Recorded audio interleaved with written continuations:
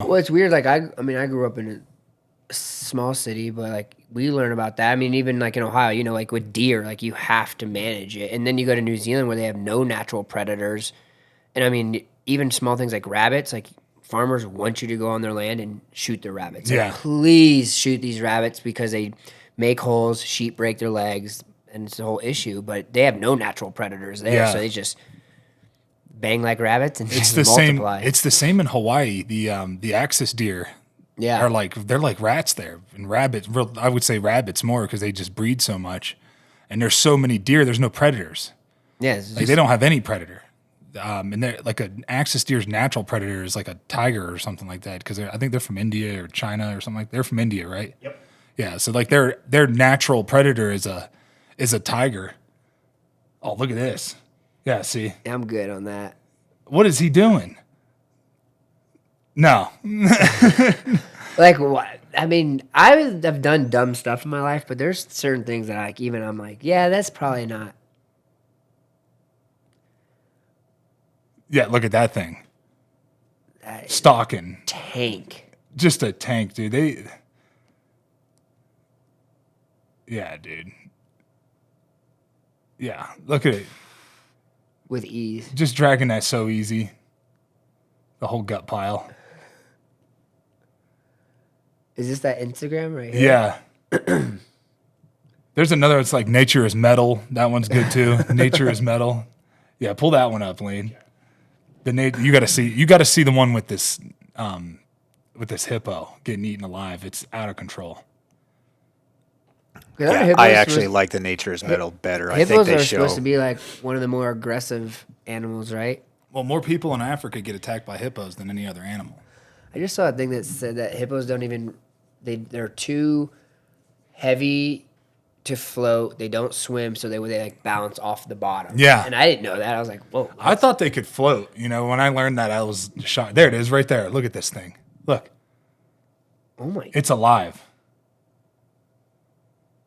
And they must have just like severed its spine, taken it down.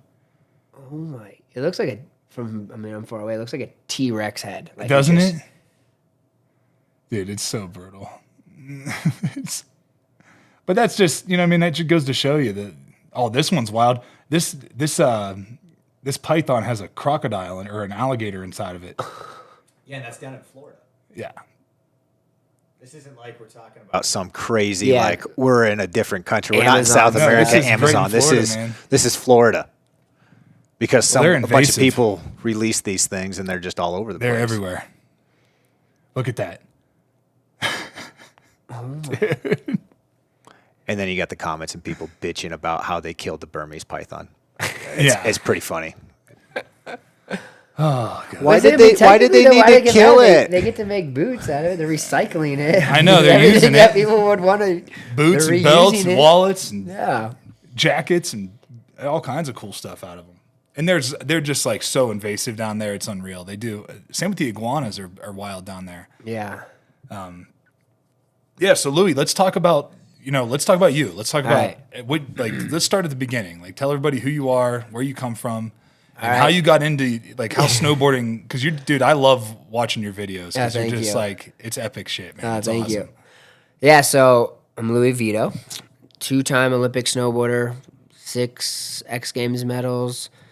A lot of contest stuff, but I grew up in Ohio, so I grew up in Bellefontaine, born in Columbus, and everybody, as you know, especially like we don't have mountains in Ohio, so No. it's kind of trippy when people are like, "You're from Ohio?" A lot of people think Idaho, just Ohio, Idaho, and I'm like, "No, Ohio."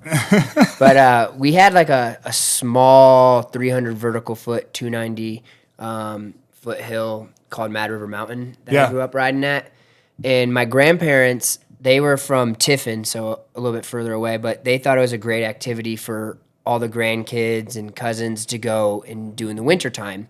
So we started out skiing at a young age, and then my dad and I saw snowboarding, and we're like, oh, that looks pretty cool. We should try it out. So then we just tried it, and I vividly remember the first day where we were on the mountain, the hill, but like we didn't even know what we were doing. We were just like going down, falling, because it was so new, and especially in Ohio, like we didn't have that scene that you have in Colorado and California and Utah, where like there was already big pro snowboarders ripping around, and we just had no idea. So we just started snowboarding, and my dad's got a really addictive personality in everything he does. So where I fast forward is he developed a passion for snowboarding before I really knew what having a passion for anything was. So with Mad River Mountain, where I grew up, they had night riding as well. So I could go to school and then ride at night. Yeah. I wasn't really allowed to do like the Midnight Madness, which is like they were open until 3 in the morning. Whoa. On the weekends and holidays. But like Saturday morning, I'd wake up and you'd count all the beer cans underneath the chair because you get everybody from the Honda factories get off of work, one-piece Carhartts, and just bombing the hill, just hammer drunk. So that's why when I was a little kid, I wasn't allowed to go. But I mean, it was like a scene. I mean, it's a pretty popular place to go at night. And so then we started riding more. And then I was doing competitive gymnastics as well. So my mom was traveling with my sister doing her stuff. My dad was traveling with me. So we'd be in Chicago for a gymnastics meet. My dad would drive through the night to Western PA. We'd wake up and be in Seven Springs and then go ride Seven Springs. And Seven Springs was where I kind of really got better at riding half pipe because they had a true tow rope, like real rope, rip your gloves if you didn't know how to do it, half pipe on one side, jump on one side. And so we used to do that a lot. I went to Wendell's snowboard camp at 8 years old, and that was like my gift for doing well in school with my dad. But he was too old to stay at the camp, and I was too young to stay with the adults. So they're like, oh, we don't know what to do. So they put us with the Japanese because there was a big Japanese crew that would go to camp every year. And so then every August, my dad and I would go a week out there and ride. And that's actually where I first rode my first half pipe. And I was like, my dad's in his group with his coach, and his coach is still coaching out here. His name's Jim Smith. And so I see Jim up at Copper all the time, and I'm telling my friends, because he's taught a lot of kids I compete with. I'm like, that's my dad's first snowboard coach that we had. And so my dad's like, oh, come check out this half pipe thing. And I'm like, I just want to hit these jumps. He's like, no, you got to try it. We're here. We don't have this. Let's try it. And so that's how I started, was just in the summer. And then I started going to Wendell's every summer, started going longer. My dad made some trades with Tim Wendell for carpet and for this through my dad's business. And that's how I could go for longer because it got it more expensive. But my first coach was this guy, Dean Blotto Gray. And Blotto's like one of the best snowboard photographers in the game now. And same thing, like a lot of people know him as the Burton photographer and big time photographer. And I'm like, he used to be a pro snowboarder, and that was my first snowboard coach too. So did that, and then I had a guy that used to coach me at Seven Springs. His son was a few years older, and they would ride. So I'd go up on the weekends and ride with them. And then he got a job at Stratton Mountain School, which is a snowboard boarding school in Vermont. And so they tried to get me to go in 6th grade. My mom's like, heck no, like, no way. 7th grade, no, he's not mature enough. 8th grade, I was finally allowed to go. So I went winter of 8th grade, but I had to make a deal with my mom because she didn't want me to sacrifice my education. So I had to take Latin in school. But since I transferred out of the school in Ohio to Vermont, I had to get tutored. So I had like the hardcore old school Latin teacher, like grab my face, pointing at the book because I have bad ADHD, looking all around. Yep. So people after school, I'd have to go to the tutor's house in the fall and the spring because that was the deal I made with my mom. But then all through high school, I went to the snowboard school where in the winter, snowboard in the morning, go to school in the afternoon, live in a dorm, travel, do all that. So what was that like? It's so crazy because it's a snowboard boarding school, but it's a college prep school. And like it's ski racing. When I was there, it was ski racing, snowboarding, and cross-country skiing. And ski racing was the biggest, then snowboarding, then cross-country skiing. Snowboarding was the best. Cross-country skiing was the second best. The ski racers were the worst. But you're with like in a dorm with your buddies, and they're all your age. And the snowboarders, we stick together, obviously, and we're all there. We travel together. We snowboard together. So it was pretty cool to have that because in Ohio, if you played baseball, football, any of those sports like basketball, they get it. Yeah. They didn't understand snowboarding. And if I missed more than 9 days or 5 days in 9 weeks, they would fail me. And my mom didn't like lying. I did really well in school. So it was kind of getting to that point where I needed to make a move and what I was going to do if I was going to try snowboarding. Because my parents got a lot of slack. They're like, do you not love your kid? How can you send your 12, 13-year-old child away? They're like, no, that's why. We love him and he needs to go. And he's getting a better education than he would if he stayed.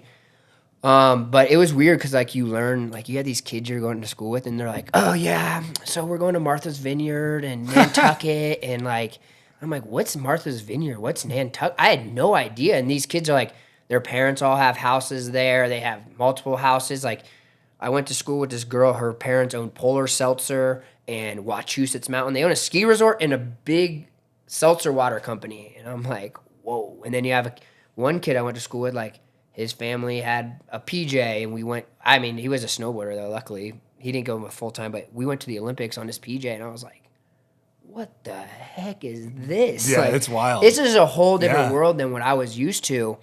But at least with the snowboarders, we all were there for the same reason, and it's some of the best years of my life, I think, just because I had so much fun. My senior year, I kind of checked out for the whole winter, and then I made it all up when I got back. But I mean, I'm friends with a lot of them still to this day. It's just like, I guess it's probably what college is. Like, I didn't go to college, so I'm assuming it's like college, but like younger kids. Yeah. I mean, you chat, but we had to like check out of school, and then we'd go to like my friend, the Matronis, the brothers, they were there. So we'd check out and go to their parents' house for the weekend because they lived there. And then we'd just stay there all the weekend to get out of the dorms. Because other than that, you're just literally in a dorm with a roommate and go downstairs, eat at the cafeteria. But it was great. It was so fun. But And it that was in Vermont? yeah, it was in Stratton. Nice. So it was good because my dad's family's from upstate, so my dad would leave a car in Albany at his sister's, and then they would drive up, and I'd see them. I get to see my East Coast family more. But it was just, I mean, first time I ever got to snowboard for a full season, because in Ohio it's like maybe we opened in Christmas, and we're maybe make it to March sometime. And I'm going to nationals in April, and I've been off snow for a month or two, and I'm Right. competing against these kids that are all from Tahoe. They're still going strong there. And then I got hurt for the first time when I was going there. My dad's like, "Well, we'll see if you like snowboarding." What was your first injury? I snapped my femur in half. I did that one at that was my first big one, because that was the first time I had a coaching too. So one of my coaches was there. It was at Super Park in Breckenridge. Did a jump because I was riding for Forum at the time, and they're making a movie, and I'm like, all right, this is my chance. I'm hitting jumps that are like 30 feet bigger than I've ever hit, like way bigger. And I just did like a backside 180, landed, and I like stuck, and I tomahawked down because I like stuck, and I felt my leg bend in half. And then I landed with my feet like down as if I was strapping in. And I was like, went to stand up, and my body just wasn't going to let me. And I was like, help? Yeah. And so they cruised down. The Pat Bridges, who was running the event, was like, "You need help, Lou?" I was like, "Yeah." I'm like 14 or 15. And so they come down, and a guy who came down I've had a coach at Wendell's, and he's like, "What's up?" I think I broke my leg. And he's like, "Oh, we'll just wait and see." So I get in the sled, and I could feel the bottom part of my leg like moving up and down. So then I'm like, the most painful part about it was I was sitting on a backboard for hours. So my butt got like really achy, and then my knee from being locked the whole time. So they're squeezing my leg, and they're like, I'm like real deep, I can feel it. And so they tell my parents at home, they're like, he thinks he broke his femur. He didn't break his femur. And they're like, okay. And then I get the x-ray back, and I'm like, so did I break it? And I kid you not, the nurse or whoever brought in was like, yeah. Because it was broke and displaced. Yeah. But I have such thick legs, it didn't pop through.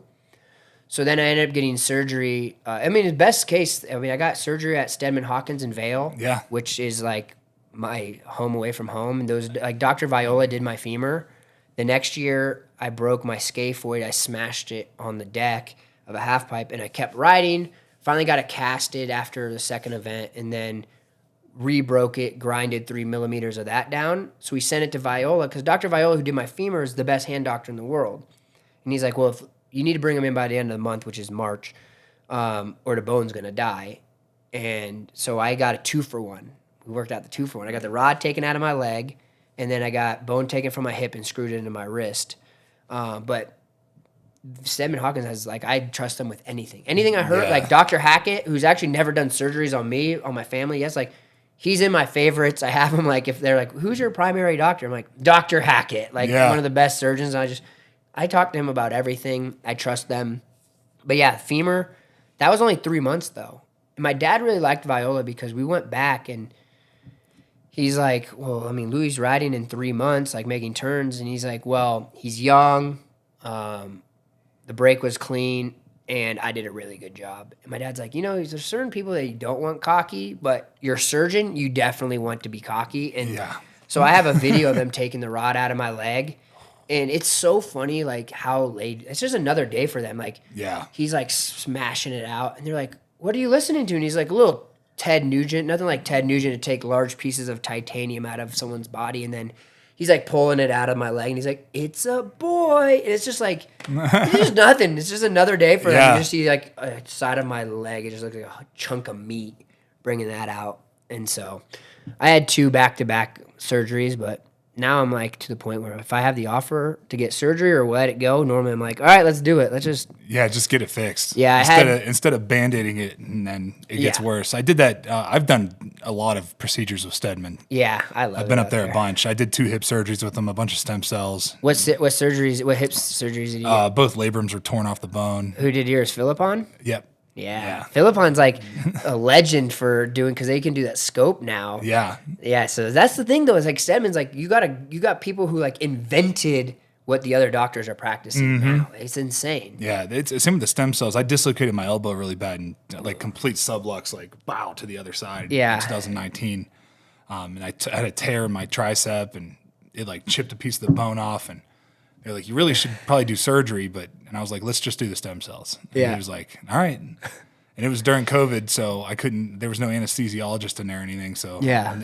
it just felt like. Do you have any tattoos? Yeah. I got it. Yeah, you got your whole sleeve done. Yeah. So you know that feeling of like when it gets really raw and it Yeah. starts to burn. It was like that, but it like in the bone, like down by my bone. It was like the worst. They did 7 different spots in that elbow, and I was just like, this. I mean, I was sweating real bad. I was Yeah. like, this sucks. But it worked. I came back that next season and was able to play every game, every snap of every game almost. So. See, I feel like dislocation like that. So like I can watch the video of the surgeries. I can look at the pictures I have, but like thinking about the elbow, like no. Like Yeah, that. it sucked, man. It was. I thought my arm snapped in half when it happened because the sound that it made was so nasty. Did you play at the end with the like the No, I can't wear those. So in 2016 I did it to my braces. right elbow, and I had to play with a brace for a little while. Yeah. and that sucked. Like I hated it. Just like it feels heavy, and then like it just like gets caught on your jersey and stuff. But you play with the knee. You played with knee braces. No. Because a lot of like linemen play with knee like Well, preventative offensive linemen will do it more than defensive more linemen. than defense linemen, and mostly in college too. Like in college, they would make us practice with them just because they didn't want us to get hurt in practice. But for the most part in the league, man, you're just run it. going, just go. Just Yeah, be comfortable. because you had the gnarly back injury too. Yeah, spinal cord injury. That's like Yeah, the scary stuff. that was scary. I was paralyzed for a couple hours, but it was. I had a foraminotomy later. What's that? I don't even know what So that that is like where the nerve comes out of your spinal cord, out of your spinal column. It comes out and then it goes through these foramen. And it's like a narrow pathway. Yeah. And the more lifting and heavy lifting and pounding that you do, it like builds bone in there, and that like calcium builds up and Yeah. it closes down in on your nerve. So like my right arm was atrophying, so they just went in there and opened that up for me. And then all the facets, which are the tendons in your neck, Yeah. they were all torn. So they just stem celled those. And So I had the funny thing is because I did my L5 almost all the way through the disc, and I made it through that whole like I finished that. I got second at that contest when it happened. I won the next contest, made it through the whole next season, and then we were riding in Aspen at a camp, and I was like a little sore. Just one day, just couldn't really move. And like if my head was too high on the head, like and when I was laying in bed because I was in a hotel, I couldn't even slide down. Like it hurt. Yeah. So I'd like roll out of bed and like walk like hunched over, and then I call it like it would bite and it'd go like whap, and my legs would just buckle. So I did like treatment for like 2 days with our PT we had there, and then I ended up having to go just get MRI, see what was going on. So I almost tore that one all the way through. And then I have a tear in my L4, old compression fracture we found up high. But the disc, hands down, because I've broken my back, nothing with the spinal cord, knock on wood. Sorry, I know I'm not supposed to hit the table. I had to get my good luck in there. But that I can only imagine because that's the worst anything. I'd break a bone, anything. The disc is by far the worst, most painful that I still deal with to this day. Breaking my back, no problem. I'd ask the doctor every time I hurt someone, I'd say, will it get worse if I ride? no, very slim chance. Cool, I can deal with pain. Like I rode with my meniscus torn, I couldn't even walk downstairs. No problem. Broke my back, L5 torn, everything. Same. Finished that contest. I've never bailed out of a contest. I just do body squats and get all the pain going. Like same with my knee. Just did body squats, and it freaking burned. Because then I figured when I'm riding, if I bring up my legs to grab or I land flat, I already have the shock and the sharp pain going through my body. It's not going to be a shock. Whoa, yeah, it's already there. So that's how I always did it. But like my disc stuff is the worst. So I can only imagine when you talk about yours, I'm like, ooh, I can only think about that. It was pretty miserable. And then I have 3 degenerative discs in my low back from L4 to L7. So Yeah. So 4, 5, 6, 7 are both like they're all degenerative, and I know they're supposed to be creating like regenerative like injections that like build it back up. I know they're not there yet, but I was talking to this guy in Canada who used to work for Red Bull, then he was working for Lululemon for a while, and I think that's where it was out of Canada. But he's like, it's not there yet, but it's getting. I'm like, I cannot wait for that. I know, me neither. It's gonna be so huge for me because there's no sorry, what did you call it when it's smashed like a jelly donut? What do they call that? Bulged. Sorry. Yeah. There's I no was thinking like a way bigger word. It's not bulged or herniated. Yeah. Herniated is what it is. Yeah. So it's not herniated, but it is degenerative. So I have a doctor you should look at that I went to, and Stedman's put me on to him. Dr. Hackett knew him. His name's Dr. Hans Wolfgang Mueller. He's out of Germany. Yeah. They call him Healing Hans. I went to him, and he's all homeopathic. And I remember he's like, you go in there, it's weird because it's like everything is white. Everybody's wearing white. It's like stereotypical, like weird hospital kind of vibe. And I told him I was going to trim my disc because it was just out enough that it would hit a nerve and I'd just get all tweaked. He's like, oh, you trim your disc, you're done. Your career's done. And I'm like, all right, well, let's try this. So I went there for a week first, and I did 12 injections Monday, Wednesday, Friday in my back. And then Tuesday, Thursday, I did SI, ankle, and vitamin IVs. But first day, so we're talking. He's like, you're laying down on the bed, and we're having a good time, and he's like feeling your back, because they call him Healing Hans, so they just feeling it, and then he goes, no more talking. I'm like, oh, okay. Then you just hear, whoosh, wipe you down, and then bam, 12 injections, and then they leave like the little IV port. They're all in there, and then he just, whoosh, whoosh, whoosh, whoosh. He's like, here, look, this is what I'm putting in your back. And I'm like, I can't read German, but okay, it's this, and you're feeling it, because he doesn't do any, like, obviously no band stuff, no fake stuff. But yeah, 12 injections by Friday. Wednesday was the most painful because I was sore from Monday. It felt like I had a 2x4 to the back, just so like, because I mean, those needles are pretty big, no anesthetics, just bam. Yeah. And he was like, you didn't even say anything. And I'm like, well, you told me no more talking. And I've always prided myself on my pain tolerance. And then Dr. Hackett said, oh, we have somebody that wants to come see you. So I didn't want to make him look bad. So my compliment and my flex is like, he works with Bayern Munich and the national team for soccer, and he's like, I got soccer players that do 2 injections and they cry. So he told the team that week, he's like, I got the snowboarder, we did 12, didn't say anything. You guys do 3 and cry. You guys need to toughen up. And I'm like, well, it's soccer, but I still take that as a flex. But I went there again, so I'll go see him anytime. This dude is literally like, so he did like Usain Bolt had him travel to the Olympics. I'm pretty sure he worked on Kobe's Achilles afterwards. He's got like a crazy roster of people, and his son's doing it too, because he's older, but his son's supposed to be pretty. He said his son's going to be better, just because he didn't have to build it up. But yeah, his roster of people he's worked with are insane. So if you ever want to go see somebody there, like all homeopathic too, and you kind of just for disc stuff, it's. I might have to check that out, because sometimes I'm like, man, this sucks, but I don't know. If I just keep moving, I usually feel all right. Yeah. Just keep it moving. Because I get locked, my hips go like this. Yeah, me too. That's and then I call it my sass hip, because I'm standing there. And my fiance, she's like, what do you mean sass hip? Because we weren't together. And I took a picture, and you can see like curve, and it's like, this is me standing straight, and I have like this little attitude hip, like, Yeah. you know, Because you're standing on one leg. yeah, it's like, it's so, I mean, I just was locked up this last 2 weeks. I wasn't doing so well, and I was like, it's miserable. Yeah. You realize how little, like, just a little disc issue, just this thing can just throw your whole body out of whack. Oh yeah. You're like, Well, and then when your hips are off, it throws your back and your neck and then your shoulders, and then then you're just like a crooked. yeah, and way then there's out of like even line. like rolling out of bed, moving it, like little things. And I think that's what I've always noticed with injuries.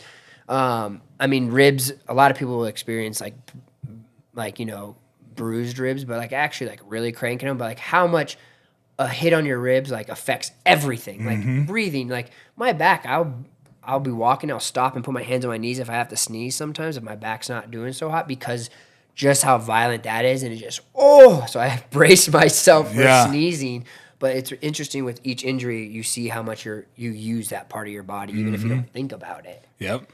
It's like kind of a I've weird had thing. some pretty wicked injuries to my ribs, just from Oh yeah, offensive linemen landing on you and stuff. 330-pound guy like elbow drops you in the rib cage. It hurts.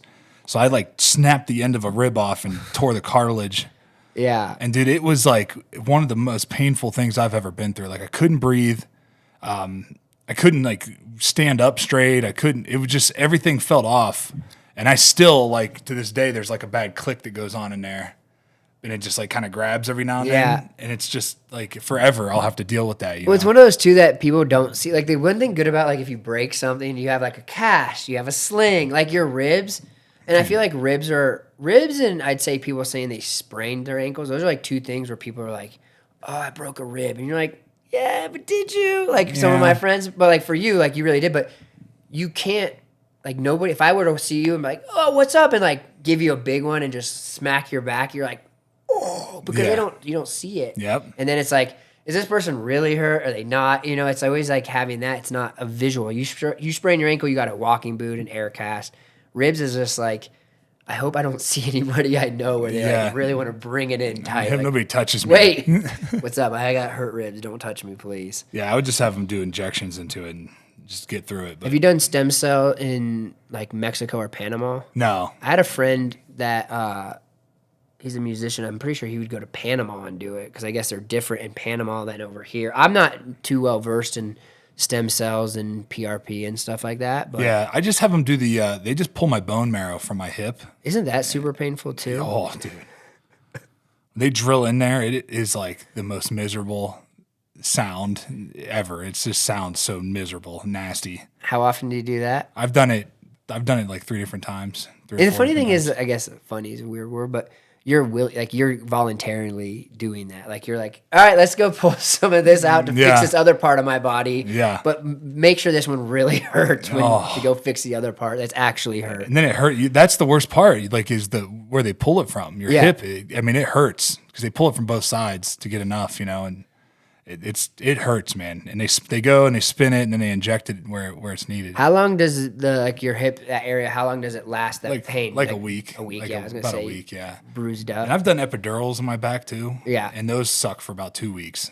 Yeah. Like for 2 weeks you're miserable, and then you get like 3 or 4 days of no pain, and Yeah. then it's right back.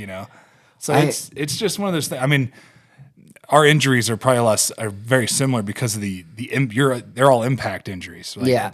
it's all from constant impact, and then you hit one time just hard enough, and it just like that was enough to just break it or snap it or tear it. Did you go to your like PT a lot when you were in college? Did you get a lot of treatment in college? No. So that's what I always tell people now. It's like when I was younger traveling, like we had PTs, but it was like, oh yeah, I slammed, I'm good. I might be sore tomorrow, but like I'm good.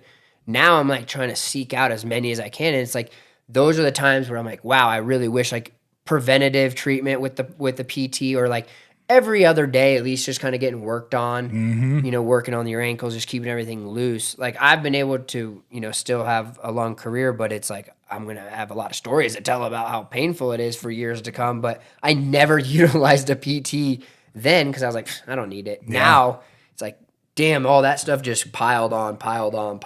And it's just funny to think now you're like, oh, yeah, you can work on me right now? Like, cool, I'll be there in a second. Like I'm constantly, every camp I go to, Hey, let me know if you got time. Let me know if you got time. Can we do some dry needling? Can we do this? Let's go. Yeah, it's constant body work. Yeah. You know, because you're like a race car, right? So it's like every time you go out, you need to be readjusted and fixed up again and get ready. So I did the same thing. I had like a whole routine. So every day there was something.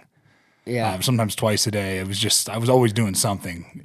Just getting stretched, going to see a chiropractor, deep tissue, dry needling, electrostem. But it's funny when you're younger, you don't even think of it. Like, I don't need that. No. Then you're older, you're like, Well, when I was in college, I just jumped in a cold tub. Yeah. I was like, all right, I'll just get in a cold tub. Cool. I'll be good, you know? And then you wake up the next day and you're good, you know? But once I got to the league, it was like, dude, this is like way more physically demanding than I could ever imagine it was. So to do it for 10 years. yeah. And just how many times you did it when if it was a lot of other sports, let's say, you wouldn't have done it that week. Like, you probably need to take 2 weeks off, 3 weeks off. And they're like, no, just cold tub it and call it good. Let's go. Yeah, stem and ice. Put Yeah. a little electro stem on there and some ice and you'll be good. I mean, that's like, I think it was always so frustrating, like, coming up, like, snowboarding. Like, we were doing pretty well. Like, we had good sponsors and stuff in snowboarding, but it's like, I'd watch, like, basketball, and it's like, that person's non-shooting hand fingers sprained, and he's out for 3 weeks. I'm like, bro, I'm riding with the tournament. I've ridden with broken back. I've ridden with all this stuff, and it's like, if I don't, I'm worried about my contract the next year. Then be like, you only did one event out of the 5 that you had to. And it's like, well, I had a broken back. Like, I finally bailed out in 2018 qualifiers because I had all the injections I had wore off. So I'd have to land with my hands on my knees. And then halfway through the flat bottom, okay, my back's good. Then I could do a trick. And then I'd have to, so as soon as I did like a front 7, I didn't get my hands on my knees when I landed. It just like, ooh. And I fell. And my coach was like, no, we're done. But I still said that was in practice. So I haven't bailed out of a contest. That was always priding myself on dumb stuff. Ooh, I rode this one with a broken wrist. I rode this one with a broken back. This one with a blown disc. But to me, like, that's like, I like this flex on that because there's so many people that don't do that. Right. So, There's a lot of people. It's the same way in football. Like you see guys that just won't play with a certain injury, and you're like, yeah. come on, dude, quit being a pussy, you know? But that's a different breed. I mean, Lane and I were talking a little bit about it when we were coming over here, but it's like you have the people like you that are like, that have that killer instinct and that love and the passion, but also just a little bit nuttier. And then you have the people who are like, well, I'm still going to get paid out the ass and I don't even have to do it and I can chill. Or like people that we were talking about working out, and it's like, okay, I made the league, and then they just kind of do enough to be good. They're good. They're maybe not be the best. They might be top 5, but they don't have that will to be the best. Whereas me, I'm like, you're going to get bonuses if I want to be the best. If I'm going to do it, I always say I suck at tennis. But if I play tennis against Pete Sampras, I'm going to give it everything I have. I'm going to try to win. Right. There's no way in hell I'm going to win, but I'm going to try. Yeah. But if you're going to make the league, there's a lot of people that are content with that and don't want to do more. So I guess it's like you're crazy enough, though, where like you would still play with all that stuff. And then you have people that are like, why? I'm going to kick back, collect the check, and chill. Well, it's also, there's this, in the NFL, man, it's so competitive. I'm sure it's the same way with you guys. Like there's always another guy ready to go take your job. So for me, sitting on the sidelines watching somebody do my job, that would make me sick to my stomach. And I would be like, dude, I don't care. I'm playing. Yeah. Like, I'll play whatever I got to do to get out there. I'll get out there, you know? And I just, if I felt like, but at the same time, I had to be a good teammate, right? So I had to think, okay, if I'm like, if I'm above 70% or if I'm like 70% or above, I feel like I'm good. But anything below that, then it's like, okay, the next guy is going to do a better job. Yeah, because you're hurting the team at that point. Yeah, then I'm just hurting the team. So it was like a fine line, or it was like a thing if I thought, I might be able to go and play a half and not be able to finish the game. Like, I need to go out there and make sure I could play the whole game. So there was always like this fine line between whether you could play or not. And, there was times where they'd be like, hey, maybe you shouldn't play this week. And I was like, no, I'm playing. Did you have somebody in your circle, whether teammate, staff, anybody that was like your person that you would talk to, like, hey, what are your thoughts on this? This is how I'm feeling, and you would take their opinion, or would you just make it solely on your own? It was all on me. Like, I would just make the decision. They always put it in your hands, really. It's sometimes they'll take control and be like, yeah, you're not playing. Yeah. But for 90% of the time, they're like, can you play? And you're like, yeah. I think so. We'll find out in a second. We're going to find out, you know, and then it's like coaches want to see you practice. So you got to practice too. Yeah. So they want to see you get through a practice before you can go out there and play. So then you practice and you're just like trying to make it look like it doesn't hurt. And then. See, the thing with you, like obviously, like I try not to slam, and there's days where I don't have, like I land, like, so you want to land high on a half pipe wall, I tend to land pretty flat, which is also wear and tear on my body. But like I can make it through not getting hit or slamming for the most part. There's always that risk, but like you couldn't make it through a game. Like it's not like not even a practice. Yeah, you're gonna get hit. You're getting yeah. hit, you know. And that was the thing. Like when I had that neck stuff going on, it was like I was getting hit in the head no matter what. Yeah. So I had to just figure out a way to deal with that. Like those, you know what a stinger is? Oh yeah. So a lot of stingers, like nonstop stingers. Like I was just constantly getting those zings down my arm. It got to the point where I didn't even really pay attention to them anymore. Yeah, it was just another day. It's just another thing because once you get past the shock of it and you realize you're not going to die, because when you first get a stinger, you know it's like getting the wind knocked out of you for the first time, right? And you're like, I'm gonna die. Yeah. But that's how a stinger feels. It's like it takes your breath away and it hurts so bad. And it's like a fire that's got. If anybody that's never had one, it's like somebody poured lighter fluid down your this line in your arm all the way and then down, lit it on fire, and that's what it feels like, and it just won't go away. But that's what's funny, like you talking about it, and then imagine telling somebody who's never done that, and they're like, and you still just played, you got used to that. You're like, yeah, it happened that much, and it's just another day. Yeah, you do. You get used to the pain. Yeah. So then whenever when that goes away, that was the thing when I had that foramen opened up and I could actually use my hand again. I was like, whoa. I didn't realize how bad it was. Yeah. I didn't realize how bad it actually was. I've been doing it for like 3 or 4 years like yeah. that. So I didn't realize how bad it actually was. So that was just like the best feeling. Dude, like to feel blood flow through there again, and like the nerve, like have actual like real feeling. I couldn't even open door handles, man. I don't know how I was playing. Like I was just like, I just would tape my thumbs and just like, just. Your fingers aren't that jacked up for. I mean, they're not bad. They don't go straight, but. Yeah, your pinkies. Why do you think your pinkies? Because they break more? Well, because you're just constant. Like every time I come from the ground to somebody, I'm hitting somebody every play like that. You know, my hands were everything. I took care of my hands. Like I would do everything I could to keep my hands. I would dislocate them a lot. Yeah. But you just pop them back in and tape them. And like some guys won't tape them together, but I always kept these two taped together. Like I was gonna say, because that's the thing. You always see like football players and their fingers are just. They get mangled, man. Yeah. Like they do. They really do. But I taped every knuckle. So every single knuckle I would tape like this, and then I would do an X. So I would tape around here, exit down here like this, and then tape the bottom on every single finger. So it kept it from going side to side. So like it kept it from going all the way back. But the only problem was is sometimes if it did dislocate, you couldn't get it back in. The tape was holding it out. Yeah. So you'd have to like take your glove off, and then your finger would just be like hanging, like going like this. That's such a funny thing, though. It's like for you, that's just normally like. Yeah, you just put it back in and go. Just keep going, because we don't have to worry about that. Like I hate tape though. Like I use kinesio tape, but like I taping my ankle, which I've done. I hate it because for me, I lose the flex of like riding, because it's all flex in your ankles when you're cruising. I mean. Our ankles are locked, but it's the pressure on your toes. And I felt like if this one was stiffer than this one, and then I didn't have to put as much pressure before your edge tipped up, so I just bite the bullet and just. The one I had where I separated like the ligaments that hold your tib and fib together at the bottom. That one was pretty painful, but I could tape it around and not like do the whole ankle. But other than that, I just. Yeah, that KT tape is. That pretty good. I used it a all lot. day. I used the rock tape though, because it's like made for horses. Yeah.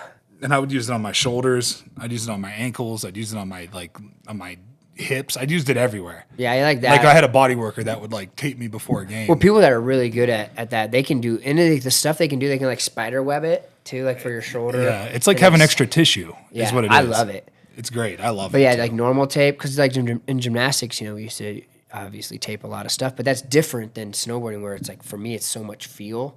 So like I just bite the bullet and I'm like, cool, I can go. I'm good on this. But my dad would always say there's a difference of playing with pain and injury. Is it pain or is it injury? Yeah. So Are you hurt? It's that we used to call it. Are you hurt or are you injured? Yeah. Because it's like, I'm hurt. Okay, but are you injured? Yeah. So that's the thing. There's a difference there. Making that choice, and that's why I always said to I talked to Dr. Hackett, like, is it going to get worse? Because I broke the wing off one of my vertebrae. And that's where, like, is it going to get worse? No, it's probably not going to fall off or anything. Okay, cool. Yeah, see, there's the rock tape. This stuff is, I highly suggest, if you're using KT tape, I use whatever they have, to be the honest rock with you. tape, I highly suggest using that because it just sticks way better. The problem is after a game, Yeah. peeling it off, I'd have to leave it on for 2-3 days sometimes because it would peel my skin. It felt like it was taking like a layer of skin off. So I normally run, that's what I run, like KT tape or whatever I'm using, whoever put it on. I just run it until it falls off. Yeah. Like I leave it because I'm like, normally it's like my back is jacked. All right, I'm just going to leave it on. You said it was made for horses first? I think so, yeah. Yeah, getting that off would be hard. Yeah, that's somebody told me that. I don't know if it really was or not, but they said it was originally for racehorses. They would tape the bottoms of their feet, Sick. like right above right at that joint, you know. Do you know what you should try too?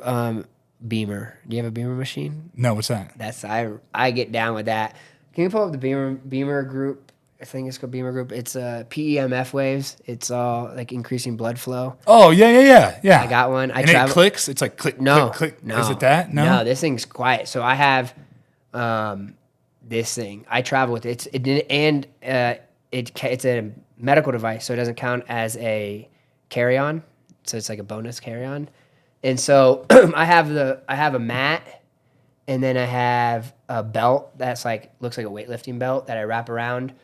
That's with that one in the middle because I have the backpack, and then the mat's the left of that. That's like I sleep on that, and then the belt you can do, and then they have the B spot is down below. That thing's a B spot, but yeah, so you can leave it on. It's not like what does it do? it just increases. It's like it increases your blood flow, so it's a PEMF wave. So you can sleep with it on. This is all brand new. I haven't even seen. These are the new ones. Mine's not as new as this, but I travel it. So for my body, I do it every morning, every night. You can program it. Some people use it to help with like jet lag, sleep, but for me, I just use it for my back. But I was just thinking when we were talking, we're jumping all over, but like for your neck and for all your disc stuff, because I'm all about increasing blood flow.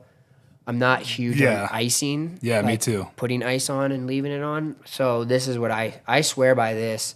And like I said, I travel. I use this. I travel with this. I travel with the Hyperized Venom belt that just does heat and vibration, but I like it for the heat. And then I travel with the So-Right, which I don't even put it on my psoas. It's like a hard piece of plastic. I know exactly. Yeah. I have one too. Yeah. I just put it on my like right below my hips and right above my butt, like right in that zone. I just lay on that. Those are the three things that I travel on every trip with.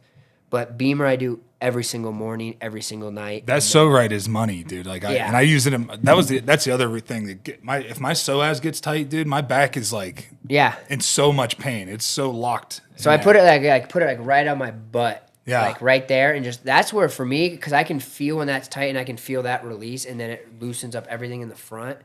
But then the heat for my back, because in the morning, like I'm so stiff in the morning, so throw the heat on, and especially with like snowboarding, like if I have bibs on and I have that, I'm like pouring sweat by the time I get to the mountain. Or I do that and the seat heaters, like I go crazy on heat. Yeah, to get your body warmed up. So much better. So those are like my 3 travels, but this is like an actual medical device that you would probably like. You can. I'm gonna check it out. I gotta check this out. I mean, that thing's way smaller than mine's. Like that must be brand new because mine's older. You got like a big. It's probably like this big, and it can like it just has a lot more beef to it than that. But like you can have it hanging on the wall. It's got a really good battery, so you don't even Jimmy have to Chin uses it, so you know it's legit if he does it. Yeah. He's a legend. But yeah, it's. Dude, and that's the other, the other thing is the reason why here you go. You see on the picture on that trophy thing right there, the Super Bowl thing, that you see the tape on my arms? Yeah. That's KT tape. Yeah, I mean, it's just extra, like, because I'm constantly doing this, Yeah. So it's just gave me an extra layer of protection. I mean, I swear. I mean, I'm one of those people that, like, for the most part, I'll try a lot of stuff, but I've tried a lot of stuff, so I figured out what tends to work best for me. Like, I like that tape because you can still move, but it also helps, like, opening everything up and getting the blood flow for me. Dry needling, that works for me. Yeah, I like the dry needling a lot. Releasing those muscles in those little knotty, like the knotted areas. Like, I don't care how many times I don't care what kind of deep tissue you're getting. It's not going to do what a needle will do. The dry needling is just like Oh, I get like and it sucks, but it's like afterwards it feels so good. You I'm know? such an idiot though. Like I like dumb stuff sometimes, but when they do it and you like get the muscle to bite it and like bending the needle, I'm like, bend that shit. Like Yeah. I'm so excited about bending the needle, but it's like I always compare a lot of things to like sting pong when you're playing ping pong and you get hit with the ping pong in the back. Yeah. It's like it's gonna hurt. It's tattooing's the same. It's gonna hurt. And it hurts like hell when they're doing it, but when they stop, you're kind of like want that feeling again, and that's how dry needling is for me. Like it hurt.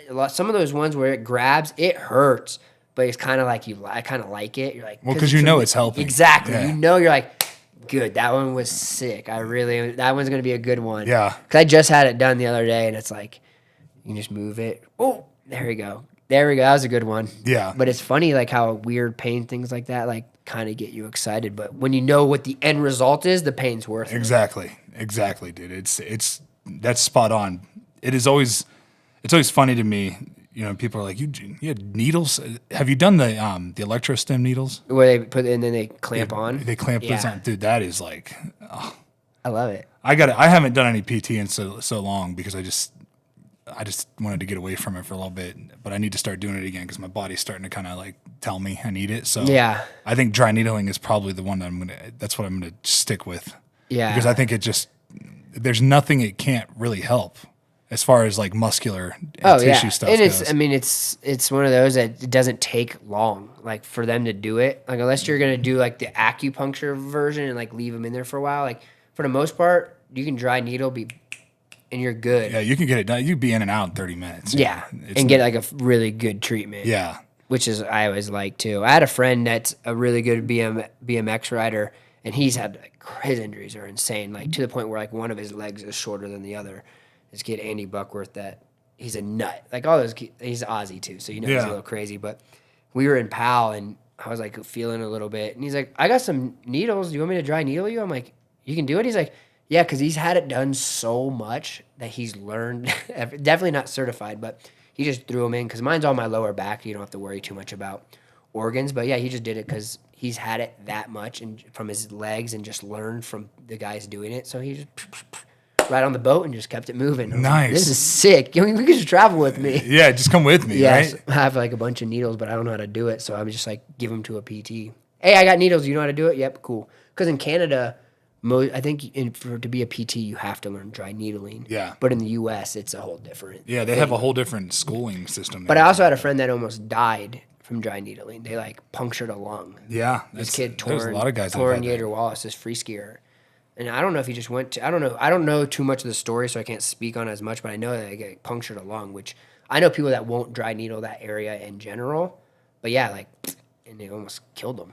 Yeah, I mean, you got to be careful, obviously. That's why I stick to don't the just lower have don't just have anybody be sticking. Well, I think he went to like a legit person too, because I mean he's like big time pro skier. So, dude, I love there you go, snowboarding. see? I love it. Like my wife shreds too. Because you're so big, so I just laugh when I see you snowboard. I'm like, he is a monster because we're not built like you are. Yeah. It's. I don't. Obviously, I'm not getting any air or anything, but like I can ride just about anything. Yeah, how'd you get into it though? Because you didn't ride in Ohio. So I've been to Seven Springs a couple times Okay. when I was younger, just with like buddies, and I learned how to use those. What do they call this? The ski blades. Oh Remember yeah, the ski that'd blades? be funny to see you on ski blades. I remember the first time we went to Seven Springs. I was like, I don't know, I was 15 or 16. Yeah. They put me up. They just took me to the top of the hill, and I couldn't stop. So I just bombed the hill, and at the bottom, I just fell and just took out like. How big were you at 15, 16? I was like 6'4", I was like 6'4", 260 pounds, and just like I took out like a whole crowd. Yeah, Just I the whole bet. crowd got taken out, and I was like, shit, I'm so sorry. That's like the Midwest, the East Coast way. Like people don't know that. Like some of the resorts that we've been to, like Ohio is the same, but like I've been taken out in the lift line. And like out west, you don't see it, but it's like Mountain Creek in Jersey. It's like some of the most dangerous places to be is like not even riding; it's in the lift line because people coming through and just. And it's such a short hill that like people just don't know how to stop yet. Yeah. And it's all ice. Did you go to Perfect North ever? Yeah. Okay, Yeah. 'cause Right that's outside like of Cincinnati. Cincy, Yeah. yeah. That was the first place that I ever put a snowboard on. Was there. Okay.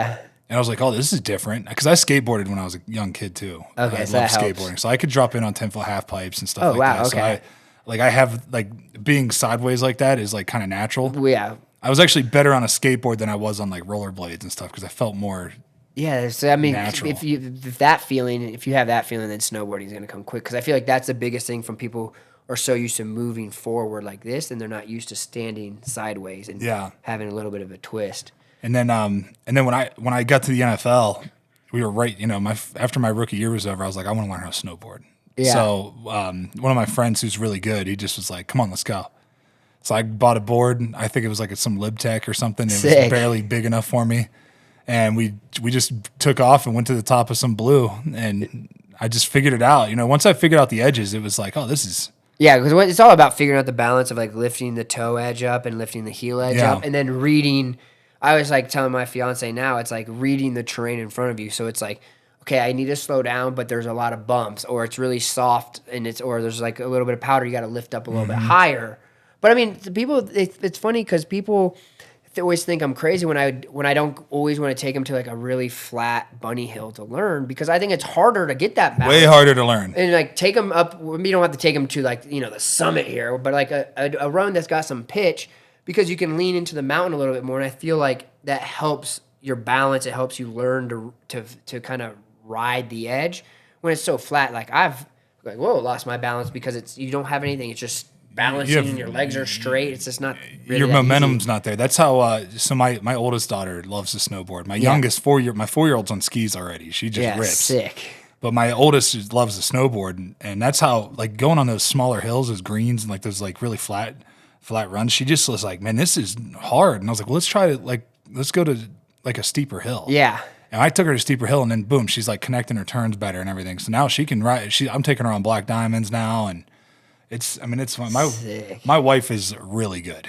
Really? Yeah, she's been doing it since she can ski and snowboard. Is she from Colorado? She's from Wyoming, Cheyenne. Okay, there you go. And they just like her dad. He's 7 years old, and he rips. That's sick. When I go out with him, he's like, "Come on, let's go do a couple runs, just me and you," and I'm like, "Oh fuck." Yeah, here we go. Here we go. Balls to the wall. He just like he bombed down. I like riding trees a lot. Yeah, which is funny because I barely fit. You know exactly. That's it. But it's fun to me, like to because it is. You have to like plan your line. Yeah, and you're like, okay, I could fit through there. And it's all happening so fast that it's like I don't know. I think it's like an endorphin dump that I'm getting. You need to do a Japan trip because their trees are like. First off, it's not like as much like pine trees, but like you can ride. Their tree riding is so sick because it's like. A lot more spread out. It's not like I feel like out west, with the pine trees. Sometimes you got to worry about like the down ones that are there that you don't see and your nose goes under, but the branches are all, and it's really tight and stuff. But Japan tree riding, you would love. Yeah, it's just got a weird. That's something my wife really wants to do. We did our first helicopter drop. That's in Snowbird. Yeah, you went to Powderbirds. Powderbird. Yeah, and the company was called Snowbird. That took us up. I think I forget, but it was. So Snowbird Resort owns Powderbird. Yes, it's right there. Yeah, it was so badass, dude. I was like, this is fucking. Did you stay at the cliff? Yeah, that place is unreal. That spa man. is so nice there. I didn't even go to the spa because we were just like in and out. But oh yeah, I'm just telling you, 9th floor. They have the eucalyptus steam room. The pool's saltwater. I'm pretty sure it's saltwater. Oh. It's right on the roof, and you can stare right at where Powderbirds takes off. But yeah, I've only heliboarded in New Zealand. We did some trips when we go down there because we'd go down there for so long. And it's so trippy because you're flying cool, and then when they lower you down, it's just like you're just a speck and like surrounded by untouched mountains. There's nobody. It's like I think it's such a trippy feeling in sight to see. Well, that's why when we were talking about that's why I love hunting so much. Yeah. Because, excuse me, but when I get out, you get out there, 12, 15 miles, and you hiked in, and you're just like, there's nothing around. There's no cell service. Yeah. There's no people. You don't even hear jets flying over you. You don't hear any noise. And then at night, the peace at night is just like, it's the best, and they say that, where did I read this? I forget where I read. Lane, try to find where that's the 3 day. They say 3 days in the backcountry can last you for a whole year. For your mental health. It's like just 3 days. There's a whole breakdown. And actually, Michael Lester talks about it in his last book. Yeah. And it goes, they did a whole study where it starts with like 30 minutes away from your phone, and then an hour away from your phone, and then 4 hours away from your phone. Like that 4 hour mark is huge. But then, yes, when you get into the 1 day, 2 day, and the 3 day, and what it does for your mental health and everything, and then get away from the addiction of your phone, it is just massive. I absolutely love that book. Yeah. Well, I gotta find that book, Dude, man. it's incredible. Because you were talking about how you were thinking about getting into some hunting. Yeah. Dude, I'm telling you, like if you're serious about it, I really highly suggest picking up a bow and shooting it, I know. because it is just the practicing part of shooting your bow is like, it brings you so much peace. Well, see, that's the thing, like, because I just got my SIG cross rifle, and it's hard to find places to like really shoot at like a good distance. Exactly. And obviously, right now, and I've been spending a lot of time in Arizona. It's so hot, you don't even want to go outside during the day. But it's like, man, I just got this thing I wanted to dial in, but now the bows are like, I don't even know, because those fancy ones that everyone's using, the hunting bows, are like, there's so much going on. I'm like, when I look at one, I'm like, I don't even understand how this thing works. Yeah. Because then you Well, guys I can have, so Hoyt's a sponsor of mine. I can have Hoyt hook it up for you. Sick. I'm gonna get And into and the that. great part is that so for me, I'm limited on anything I could shoot because of my draw length. But you could shoot any bow. Like I don't even know what I don't know. So that's funny Yeah. to think that that's even something an issue that you have to deal with. That Yeah, I it's. never I mean, thought. it's everything in this industry. Like boots is an issue. So like I wear crispy boots, which when you're out there hiking like that, Yeah. your footwear is so important. Well, Like, yeah, it's yeah, just yeah. like when you're snowboarding. Like for me, if my feet are uncomfortable in my boots and my bindings, It just ruins it your ruins day. the whole day. Like Yeah. oh my sock, I put my socks aren't fitting right. Yeah. and that could just or my sock. If your socks are too tight and you tighten up your you pull those strings on your boots, it's like dude, it's too tight. Well, see, I feel like honestly, I went to go get some clothes because I did I was telling you I did the SIG Hunter games, and I had to get some stuff because we were hiking so much. I didn't know what the weather. It actually snowed when we were there, anyways. I could not find hunting clothes that fit me. Like, Really? I went to Shields, I went to Cabela's, and all the pants. Like I'm like a 30, maybe a 32, depending on how tight they are. But like, I think the smallest I was finding was like maybe a 34. Yeah. So then you got Kings. I went to their store because they're in Utah. I went there and I found like it was like a stretchy pair of like work pants. It wasn't even like a camo, nothing. And they're just came out, so I just bought those.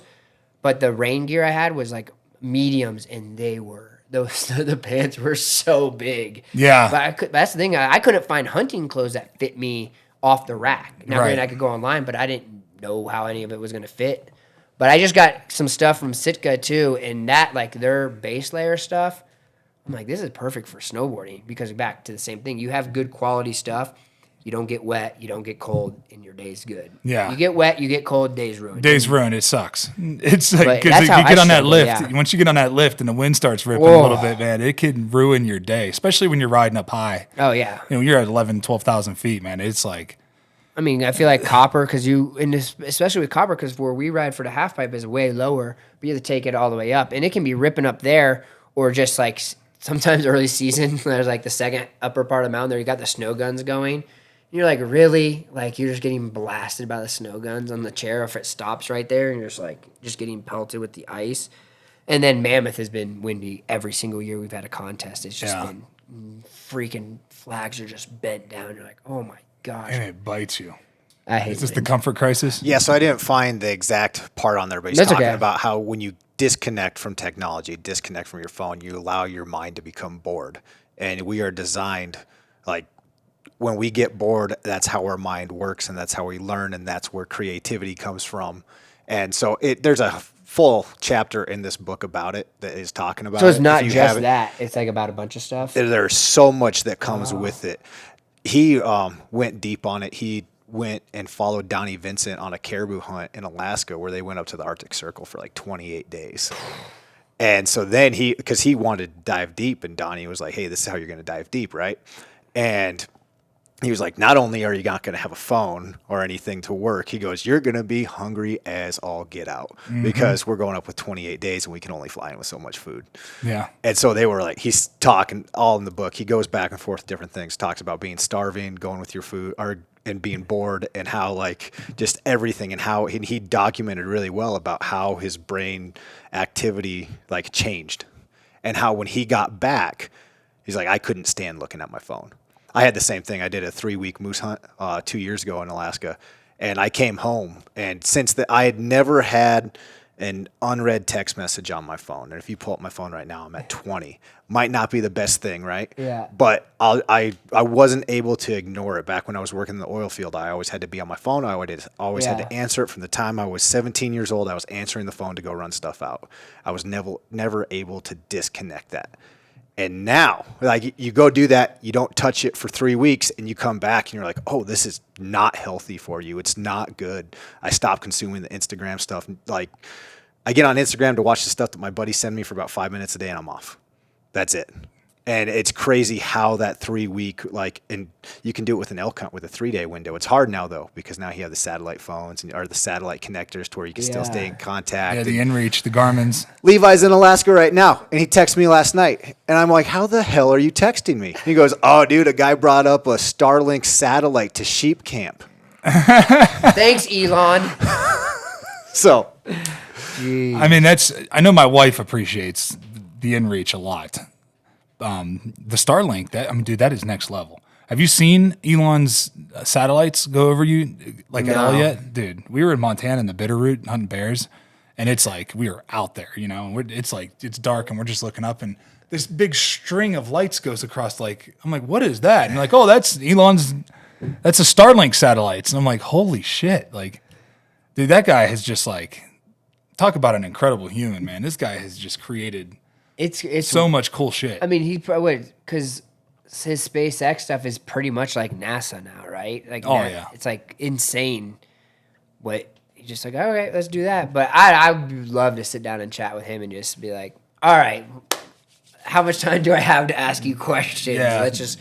But I feel like sometimes it might just be like over my head. But well, it's funny you say that because I was talking to Rogan about him, and I was like, "What's it like just having a conversation with that guy?" He's like, "I feel like a dog when he's talking to me." Yeah, because it's like he's so intelligent that it's just blowing your mind, like the shit he's talking about, and his. And he, the thing I like listening to him is he's not afraid to admit when he's wrong. You know what I mean? Like when he thinks that he made a mistake, he'll admit that. Yeah. And a lot of guys in that position won't do that. They just that's for their sure. ego won't allow it because they know how much more intelligent they are than most people. So I don't know, man. And then you got this whole thing with him and Zuckerberg talking about they're going to fight, and I just don't think it's going to happen. Well, Zuckerberg's actually training though. Yeah, right? he's training hard. Even though I'm still going to be Team Elon because I'm not a big Zuckerberg guy. Yeah, me neither. But I would like to see Elon win that one, and he's bigger than he is too. So I don't know. I don't think it's going to happen. They were talking about doing it at the Coliseum. And which yeah, would be badass. Elon's like, yeah, I talked to the people at the Vatican and people in Rome and yada yada yada. Like, I'm like, oh my gosh. But also, just think about that. Like, how many people probably try to do anything at the Coliseum, and it's just like, you got to have some. I mean, that's when you're very rich and powerful that you can even get that conversation and then potentially be able to do it. Like, yeah, that's insane just to be able to do it in the Coliseum. Yeah, I mean, they could do it. What they should do is they should just do a jiu-jitsu match. They should just roll, and I think that'd be hilarious just to see those guys roll. Yeah, there's the Demetrius Johnson. Is that his face? I think it's Demetrius. He's supposed to be rolling with that bodybuilder guy, Bradley Martin or whatever. Yeah. I don't even know, but it just comes because I just go on Twitter or X and just go to For You and just see what's most random stuff. But I'm excited to see that because Demetrius Johnson's so much smaller, but it's supposed to be just a jiu-jitsu one as well, and I think that's going to be so sick. Well, that's what jiu-jitsu is, the ultimate equalizer, because it doesn't matter how big and strong you are. Yeah, so I started last fall. I started going. I haven't been this summer. I've been slacking, but my friend opened up was a partner in a gym called Crown BJJ in Utah. It's in Bluffdale. So if you watched I don't know if you watch UFC Embedded. So when Gaethje fought, he trained out of Crown. Oh, okay. That's yeah. my buddy's a partner in that gym. So I started going there, and they've been super helpful because I come in, I leave. I come in, I leave. But I love it because I grew up, my dad was big into wrestling. Yeah. So It's huge in Ohio. People don't realize how big wrestling is in Ohio. yeah. It's, So everyone was surprised I didn't wrestle because A, I'm built like a wrestler. yeah, I and thought my for sure you dad- were a wrestler. Yeah, but I never did because the gymnastics my parents thought gymnastics was good pre-puberty. And then I just kind of kept going and going. The only reason I even stopped competing was because I went to boarding school because our competition season's the winter as well. But yeah, so I'm really into it because it's like wrestling, but a little more active. And like, that's why I really started liking Nate Diaz too, because of his jujitsu, and he just cracks me up. But I'm excited to see this just because it's, like you said, it's the ultimate equalizer, and to see somebody that's small versus, Dude, he's gonna 260. he'll probably like he could break his arm. You know what I mean? Oh, Like, yeah. Or he'll break his ankle. Like so he'll get some kind of leg lock or something on him, and it'll be over. It'll be over really quick too. I watched this. I went down the rabbit hole with Khabib the other night on YouTube, and I can't remember who he was submitting somebody, and he was telling him he was explaining, like, I was telling him to tap. He's like, because I could have broken his arm, and if the break that I would have done to his arm there is like a really hard one to like ever recover from, like fully recover from. But like, that's the thing I learned in jiu-jitsu too, is like some of those I can't even believe they can hold it that long, like an arm bar, because you feel it instantly. If they get the right hold, like triangle or whatever, it's like, I'm like, oh. Yeah. Sorry, I did. But like tap right away. Yeah.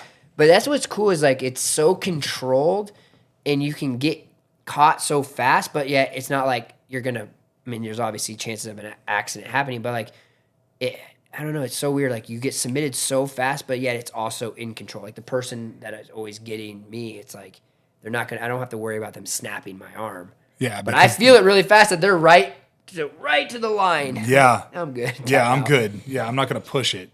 I wanted to talk about the Olympics. All right, hit me with it. I've always been fascinated with the Olympics because like there's no football in the Olympics. Yeah. So it's like, I always thought it'd be so cool to represent my country in something. So what is that like? What is that? Is there like an added pressure? Is there like, what is it like? So for me, it was weird because leading up to 2010 was my first one in Vancouver. So let's say the summer before maybe. Anyways, it was right after I actually tore my meniscus. It was the springtime, I think. And I did an agent friend of mine said, hey, do you want to do this interview for Dancing with the Stars? And I was like, well, I never watched the show. My parents love it. So I talked to them. They're like, yeah, just go do it. So I'm like, all right.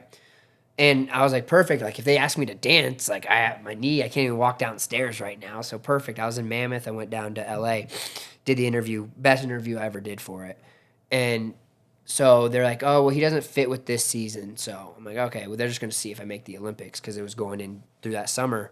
And then the fall time, they're like, hey, do you want to do Dance with the Stars? And I was like, I YouTubed at this point Floyd Mayweather because that's like my number one favorite athlete, and Master P, like the only two people I've ever seen do Dance with the Stars. And I was like, all right, cool. My dad's like, just say yes until you see it in front of you. So I said, yeah. So I'm like, okay, I guess I'm doing Dance with the Stars. So I did that going into the Olympic season. So that was the fall of 2009. And I learned like the double cork was just coming out. So I learned that in the summer, which at that time it was like do or die. Like Sean had a foam pit. This person had an airbag, which was brand new. We just were in hood, and it was like, you do a single, learn a double. So I learned the front double 1080. Perfect. That's a big one. Cab one I hadn't learned yet. I go to New Zealand, got bodied on one. I was like, screw this. I got to go. So I went from New Zealand right to LA, right into Dancing with the Stars, which was so hard, so different, not physical, like mental. Mm-hmm. No self-esteem doing these dances. Clothes you would never see me wear on Halloween. Live audience. It was the number one show in America, so there's 22 million people a week watching it. And then, like, in snowboarding, they say, okay, if you're live on TV, like, Louie, you can drop. Cool, judges are ready. Nux, the starter, go to your spot, tie my bindings, do the sign of the cross, deep breath, go. Doesn't matter. I can take as long as I want. Dancing with the Stars, they're like Louie Vito and his partner, Chelsea Hightower, and when that music starts, you're going. Live, everybody's there watching. So you're like, there's no, give me a second. Like, I got to cough, I got to sneeze. So doing that and then going back to snowboarding was like easiest thing ever. Like Yeah. wearing what I want to wear. I know what the judges want. I know what tricks I'm doing. I'm confident. Cool. I can take my time. Everything. So then going in, I made it in 2010, which was a battle. Like Sean White, Scotty Lego, me, and Greg Bretz. And Scotty Lego's big in the hunting world now, which is funny. So yeah, that's like I grew up with him. So it was cool. Like me, Greg, and Scotty were super close. Like we traveled the whole season together for all the qualifiers. And then Vancouver was dope. I think the craziest thing in the whole shebang is like you always see people chanting like USA, but like doing that before like while you're walking, like waiting to do opening ceremonies, because you start in one arena, then you normally have to walk into the other arena, and then you're walking around the tunnel for a while, and then you go out. But like chanting USA with like the whole Olympic team is like chills. Like opening ceremonies was by far the best. Then then it comes to the contest, and it's like we were in the village and we moved to a house, but you have to go through so much security BS. It's like by the time you got to the half pipe, you're like, finally, like my happy place. Like this is my comfort zone. And so they had a big grandstand, so I would just look down the pipe and block that out and stare. But the half pipe for me was just another contest because you dealt with so much other BS there that when you're snowboarding, you're like so relieved. What kind of shit did you have to do? Like, what was it? I mean, you just went through like security after security after security. You're showing lanyard here, metal detector here, lanyard again, metal detector again. It's just a lot of like that stuff. Like, I mean, you're like in China, when we just were in China, like that one was weird because you couldn't really go out. And so it was like, you're scanning. They know where you are everywhere. If you scan in, you scan out. If you're leaving, they're scanning you all the time. Yeah. And so like if China was different. So I said like China was different because if you've been to another one. If you hadn't been to another one, it wasn't that bad. I mean, we're getting COVID tested every day, like jabbing down my throat. Yeah, that was miserable. But like Vancouver, we got to. So after the contest, we went back to the village and then we went out every single night. And this, I don't drink anymore. I mean, I haven't drank in 12 years. I'm 12 years of no drinking. So by then I was drinking. So like we competed the first week. And like, for me, I've always done a good job of like giving me 15 minutes. I got fifth, and I think like the crowd booed my score. I thought I should have done better, but it is what it is. Our sport's so subjective. Mm-hmm. But I give myself a little bit. I was so mad. And then after that, then you go enjoy the rest of the Olympics. Go to other events. We stayed in Vancouver, which was cool because there's normally China was 3 villages, I think, but Vancouver was 2. There's one in Whistler and one in Vancouver. So we were in the Vancouver one. So we had all great restaurants, nightclubs, like Aoki played, so I went and hung out with them. And Lil Jon played, I went out and hung out with them. So like you could go do a bunch of stuff. And then we went up to the Whistler village. But I think opening ceremonies takes the cake. That's what, to me, what it's all about. The Olympics, because the Olympic contest, sometimes you don't have the best of the best because of the quotas, the way that works. So for me, it was so hard to make the Olympics that the Olympics was a lot easier. For the U.S. back then, I mean, I had like 3 podiums, and I was still like top. That'd give me top 3, and I was podium at every event. Lego was podium at every event. Sean was podium at every event. It was a battle to make the team. Yeah. Then you get to the Olympics, and it's only however many, 25 people, but it's very front heavy depending on the nation, because each nation can get max of 4 people. That's it. But I think qualifying is the stressful part. Olympics, you can enjoy it. But we had so much rain, so we had a lot of practice days canceled in Vancouver. They were stressed about snow because we had a low elevation. It was at this mountain called Cypress, so they got rain. So a lot of the half pipe was hay bales to make up for the density of the snow. And really? They're helling snow from the mountains down into the zone too. How do they do that? Big friggin' bucket loads of it. Like it was there. I can't remember. I had a friend that was one of the pipe cutters, and I can't remember how much money how many hours and how much money they spent helling snow from the mountains down there because they didn't have any. The night before qualifying, it poured rain, and we were like, half pipe's not even going to be there. But then it solidified everything, so it actually made the pipe way better. But we don't practice the pipe was kind of crappy practice days. It was good for qualifying. But what sucked was at that time, they had qualifiers, and they had 2 heats, I think. Top 2 from each heat went right to finals. Then, third on to something else made semis, and then finals. But they did it all in one day. So Sean and I qualified in our heat 1 and 2. We go inside.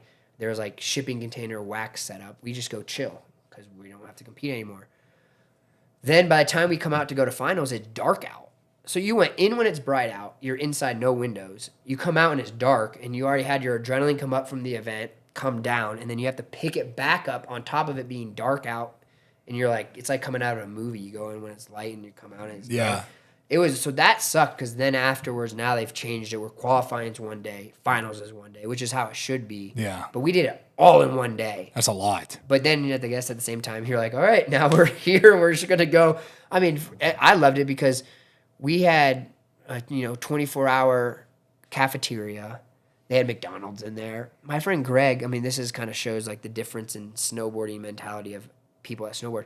We first day there, he and one of the coaches have a chicken McNugget eating contest. And my friend ate, I think he was like 60-some, 70-some. That was the first day at the Olympics. This is an athlete that's competing at the Olympics, and that's what he did. The coach had like 30. He had over double. I'm like, bro, you already beat him. He just kept going. But yeah, I mean, it was just like young kids just having a good time. Yeah. But you're with, like I said, Scotty and Greg. I travel with. We would game every single night. Travel with an Xbox, play like Halo at the time. Yeah. So these are like your brothers, and then you're going. I mean, Lego got kicked out of that Olympics, but so he left. So For what? So we went out. He got third. There was like this girl, and she was like talking to me, and I was like, "You're annoying me." And I was like, "Hey, my buddy right there, he got a bronze." And it was like Scud missile. He pulled out his medal. Boom. But he had a picture. There was a picture taken of him holding the medal by his crotch, and she's kissing the medal by his crotch. Went on TMZ, blew up, and then the U.S. Olympic Committee kicked him out of. He had to go home. Wow. Yeah, all because of a photo. That's trash.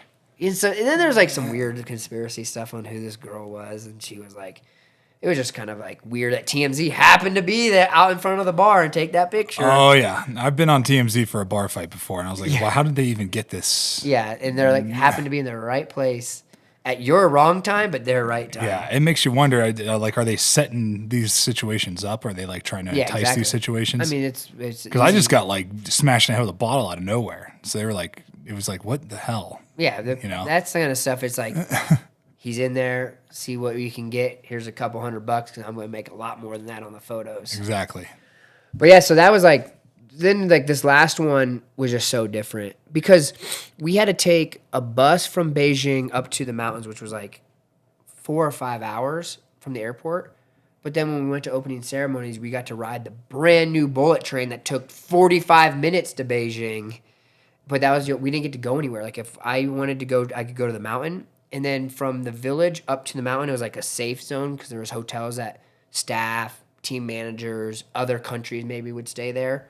So like a big night for us was like, we're going to go get dinner at the restaurant at so-and-so's hotel. But it wasn't like you could go out. You couldn't explore. Yeah.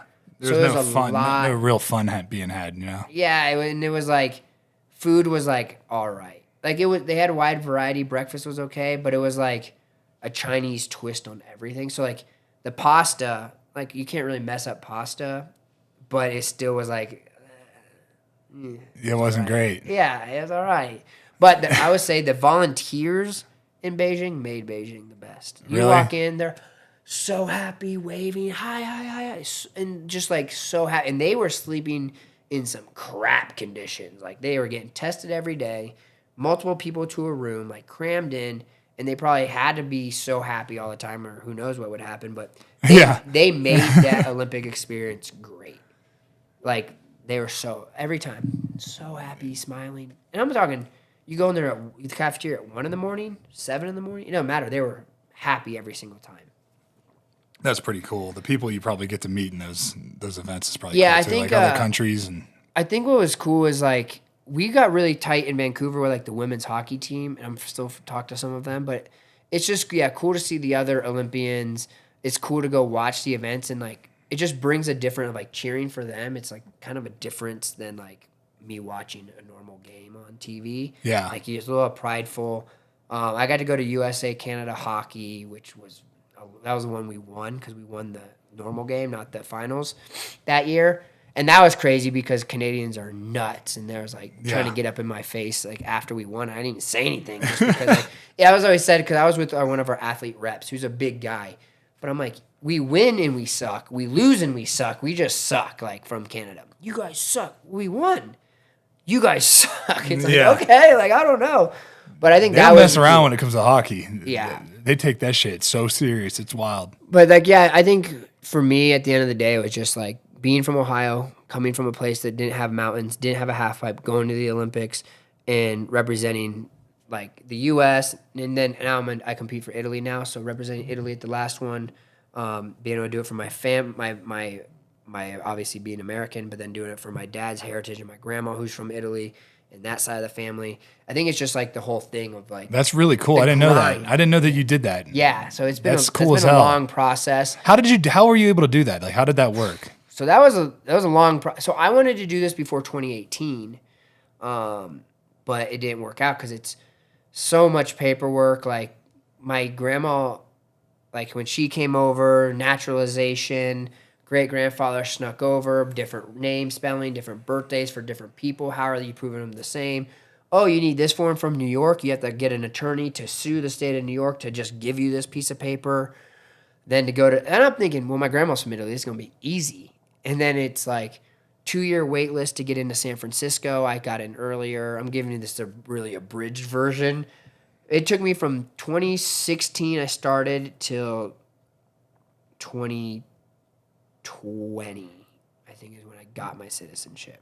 Wow. Took that long. And that's like with a little bit of help from some people to get it. Because like the Italian Federation didn't do anything for me to help. And I'm not part of their federation, so I don't get funding from Italy. I do it all on my own.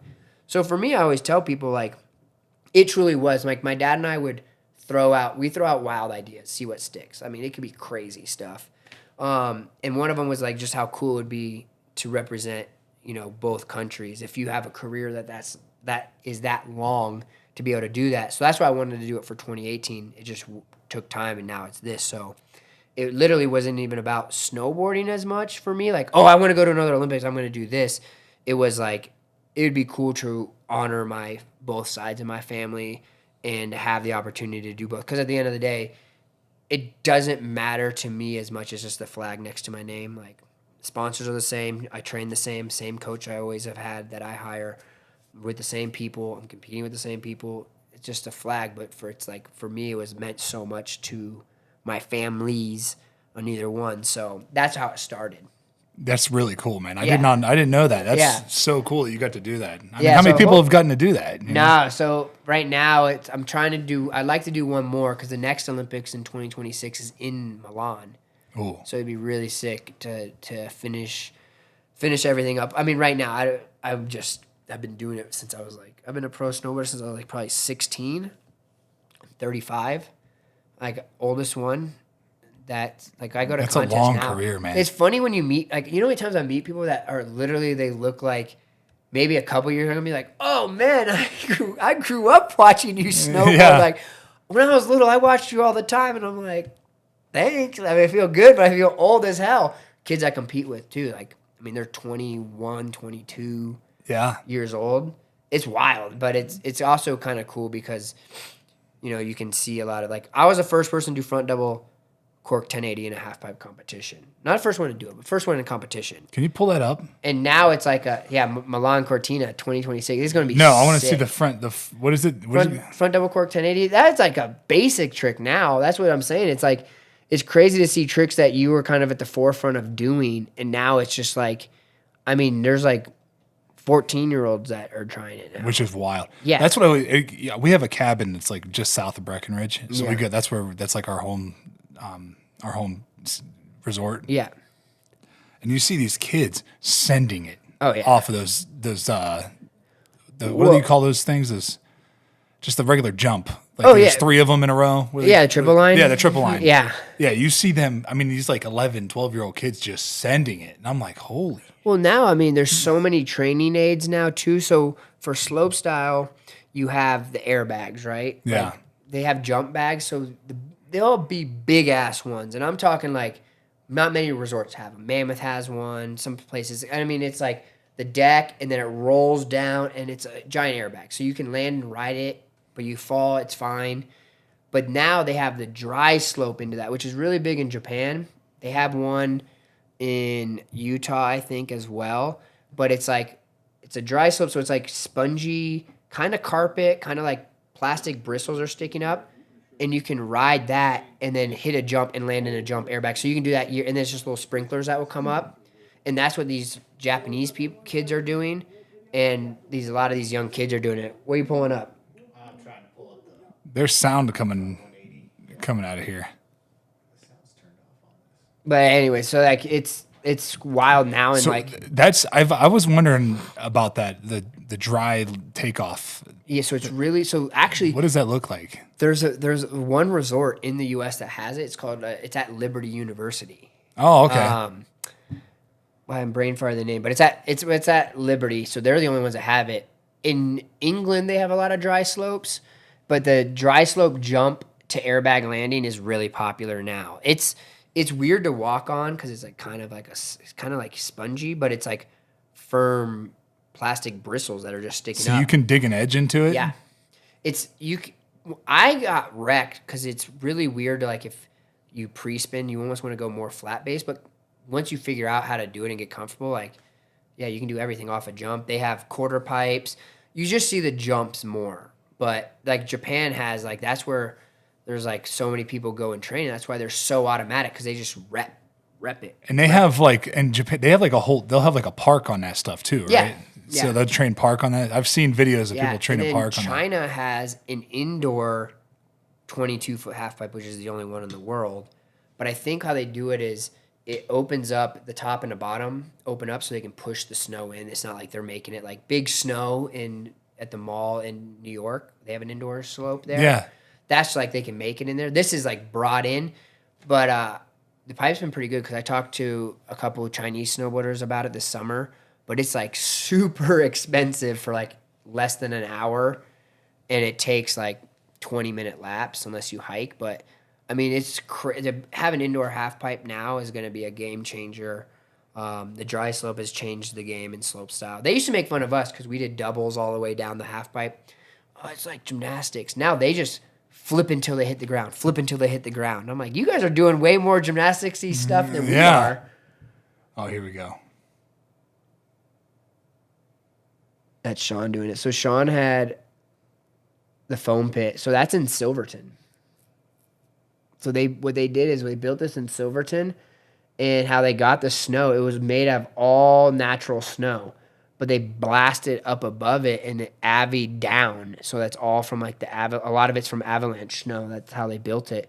So he's doing it into this. When I had to learn it that same time frame, we just had to do it on snow. Out of like 7 of my doubles I have, I think 5 of them you just learn do or die on snow. But they had all this fancy stuff. But I dropped in before him and did the trick before he did, and then he also fell the first run. Oh, really? But he had back-to-back before I had back-to-back. So, I mean, doing that, and then going up the other side and doing it again. yeah. That's. But see, wild. this like now it's just such a staple. Like, I mean, honestly, like I could cold turkey. Like I had one day this spring where like I didn't even do any tricks all day. I just did straight airs, and then the first trick I did was a front double 1080. Like I've done them since 2009, so it's like that one I can do pretty much in my sleep. What's like the trick now that everybody's trying to do? Is there like one that's Triple is pretty popular right now that people are trying. yeah? To do. I tried some into an airbag in 2011, but that was when there was like barely any airbags. It was so hard to get constant practice. But now where I'm at, like I don't want to do it. I don't care. Yeah, Like the people that do it are, I mean, it looks sick, but it's just like I'm over that. yeah. There's I mean, there's a couple people that have some that aren't. I don't count them as triples, but they'll count them as triples. But there's probably 5 people now that have done a triple. In competition. Probably 2 that have landed in competition. That's One. wild, man. Ayumu, who's like the best, he won the last Olympics. He can do it like easy, front triple easy. But there hasn't been. There's going to be back to back probably by the next Olympics. Somebody will go back to back triple. But it's just like it's kind of like when these big tricks come in, they're just bland, right? Because it's just like, wow. And then once it kind of happens a while, then you start seeing a little more creativity. The grabs change up, the access might change up. But in the beginning, it's just so blah. That's jump though. That triple on a jump's mellow now. They're doing quads. Yeah, you see so these south. kids just launch off these jumps and they're just like, Yeah, especially when they have the airbag, dude. They just send it. Man. See, It's the thing is with slow style, the triple is going to be new or the quad's going to be new. They can build a jump. Like for big air, they can build a jump and be like, hey, we want so and so to try a quad here, so let's build this a little bit kickier or whatever. Like half pipe, it's going to be the same more or less. Yeah. Like you can't put more tang on it or like make the jump bigger to be able to do this trick. It's like it's going to be 22 foot high everywhere. Jumping, they can say, this is X Games Big Air. We want to see some new stuff. We're going to make it a little bit bigger or a little bit more pop to it and talk to, Mark, are you going to try it if we do this? Yeah, cool. Yeah. And they can kind of cater to it. This is the triple right here, first hit.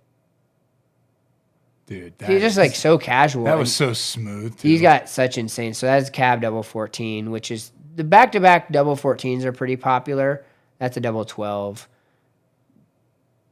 That's back double 12. That's his worst double he has, which is, he fell on that one. But that's his worst double he has. But he can do triples in front and cab double 14s. But he's a really good skateboarder. Like he went to the Olympics for skateboarding for Japan in Tokyo. The last How old one. is he? Two, He looks like a 22 now. he looks like he's 12.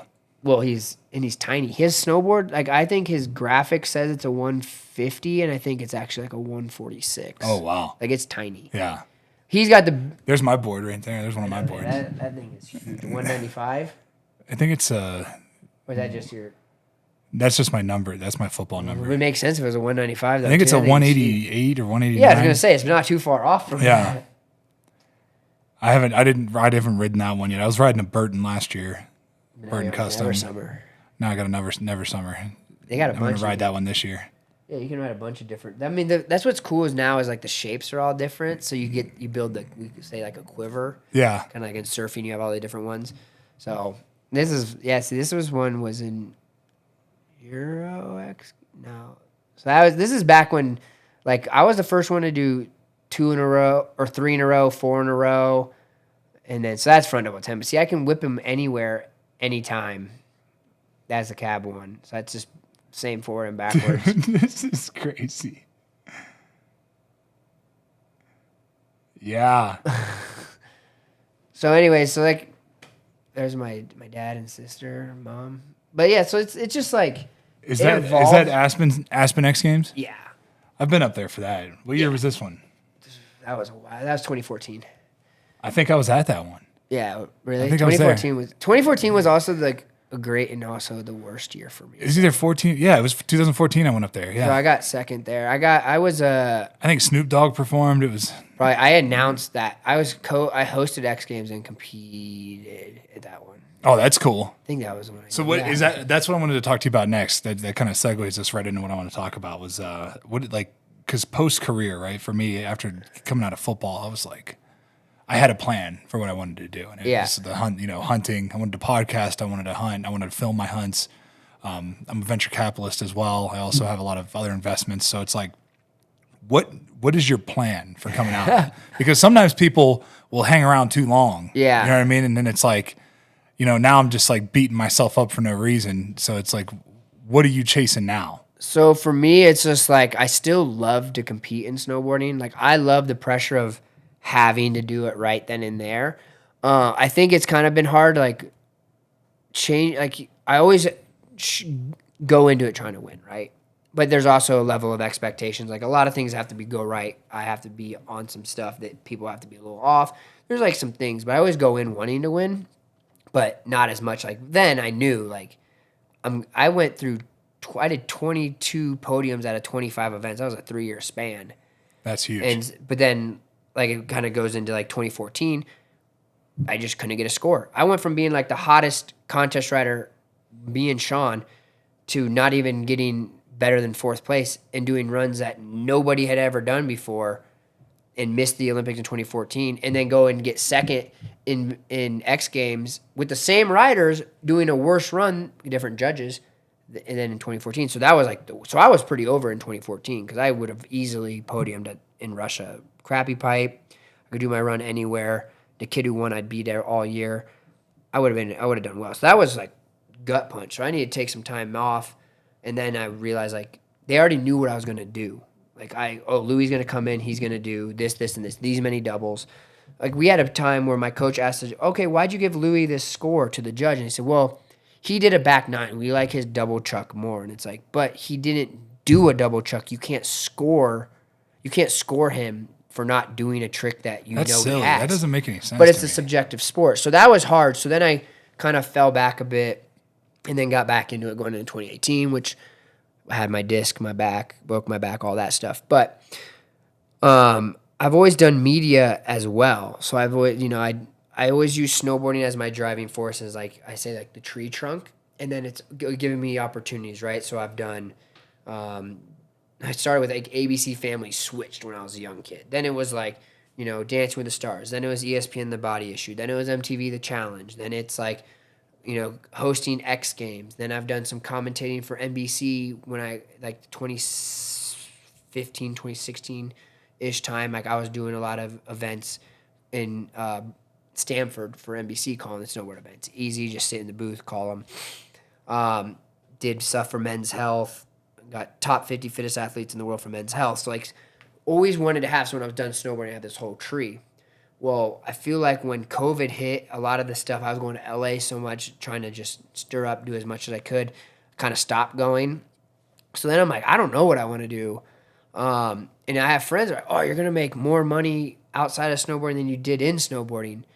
But part of me is like, I don't know. Like I have people ask me about coaching for the last 5 years, 6 years. Like I had teams in China ask me about it. Have had people ask me about it. But I've always said I don't want to coach people I have to coach if I coach. I want to coach people I want to. I know how I am. I'm a hard ass. I like to grind. We're going up to get A, B, and C done, or have plan A, B, and C. If A don't work, we go to B, then we go to C. If that doesn't work, then we just call it a day and go home and chill and get ready for the next day. Yeah. I'm not with all this like hang out, cool kid stuff. Like this is how we do it. So I can't do like a group that I have to. Right. China was like live in China. You get 40 kids that have never snowboarded, and then you whittle it down to, X amount. And then if that goes well, then you sign on for 3 more years. Like China's crazy like that. They take kids that have never snowboarded before, and you just start cutting it. Yeah, you let the cream rise, Yeah, it's like survival of the fittest. And then they make it. If they don't, then all right, next group. So what I want to do, I don't know. I have a lot of interest, like, my ideal would be like some kind of talk show, hosting, game show even. Like I just with LA stuff, it got to a point when I learned about doing some of the hosting for X Games. When I was competing, like I know the breakdown of what we're going to talk about. I know what the breakdown is going to be of the event that I'm in. So I'm sitting here like we're doing a piece about Yuri Polachikov, this good snowboarder that I used to compete with. And I'm going to be competing against him in about 30 minutes. But I'm sitting here like, oh, Yuri Polachikov, probably the best half-pipe snowboarder right now. And I'm like, it was so sour to have to say that. When I'm competing. Well, I beat him in this event anyway. So it's like, but I knew what it was, and where I had to interview them and then like take myself as a competitor out and be like an informative person for the viewer. Yeah. And that was hard. So like with stuff in LA, like if I said to do a talk show, I don't ever want to have to like suck up to somebody and have like an interview a celebrity and like be all fake like everybody in LA tends to be on those things. But like I don't know what it's called now, Regis and Kathy Lee, Regis and Kelly, whatever, Kelly and Ryan, I don't know what the show is called. But like just chat. Like that's what I love asking people questions. I love learning. I think like what you do is amazing. What like Joe Rogan does, because he's got such a wide variety of people too. Like just learning. Game shows would be fun. But like media, I like talking. My dad owns radio stations, so I've always kind of been around that. I have a lot of like little interests that I haven't dug deep in outside of like the media game. Yeah. Luckily, I'm in a spot where like I can kind of keep running what I'm doing as long as I still love it, and then have some breathing room before I need to really, because I don't want to just chill, right? I'm gonna want to do something. It's just finding something I can put my energy that I had in snowboarding into. The same kind of passion, right? Yeah, like I always think I'll help people. Like I don't want to probably coach full time, but like, cool, you want me to come do a camp? I'll do some camps for some kids because that would be you could even monetize that for yourself by doing your own camp. Yeah, so that's what I mean. I've talked to some people about, but again, it's like, how intense do I want to make that? How much do I want? Do I want to do like a bunch? Because I know a coach that did a bunch of them, and they charge quite a bit. But for me, it'd be like, let's do 2, and like, what do you like? We either find a group, let's say in Arizona, with they have a mountain there in Flagstaff.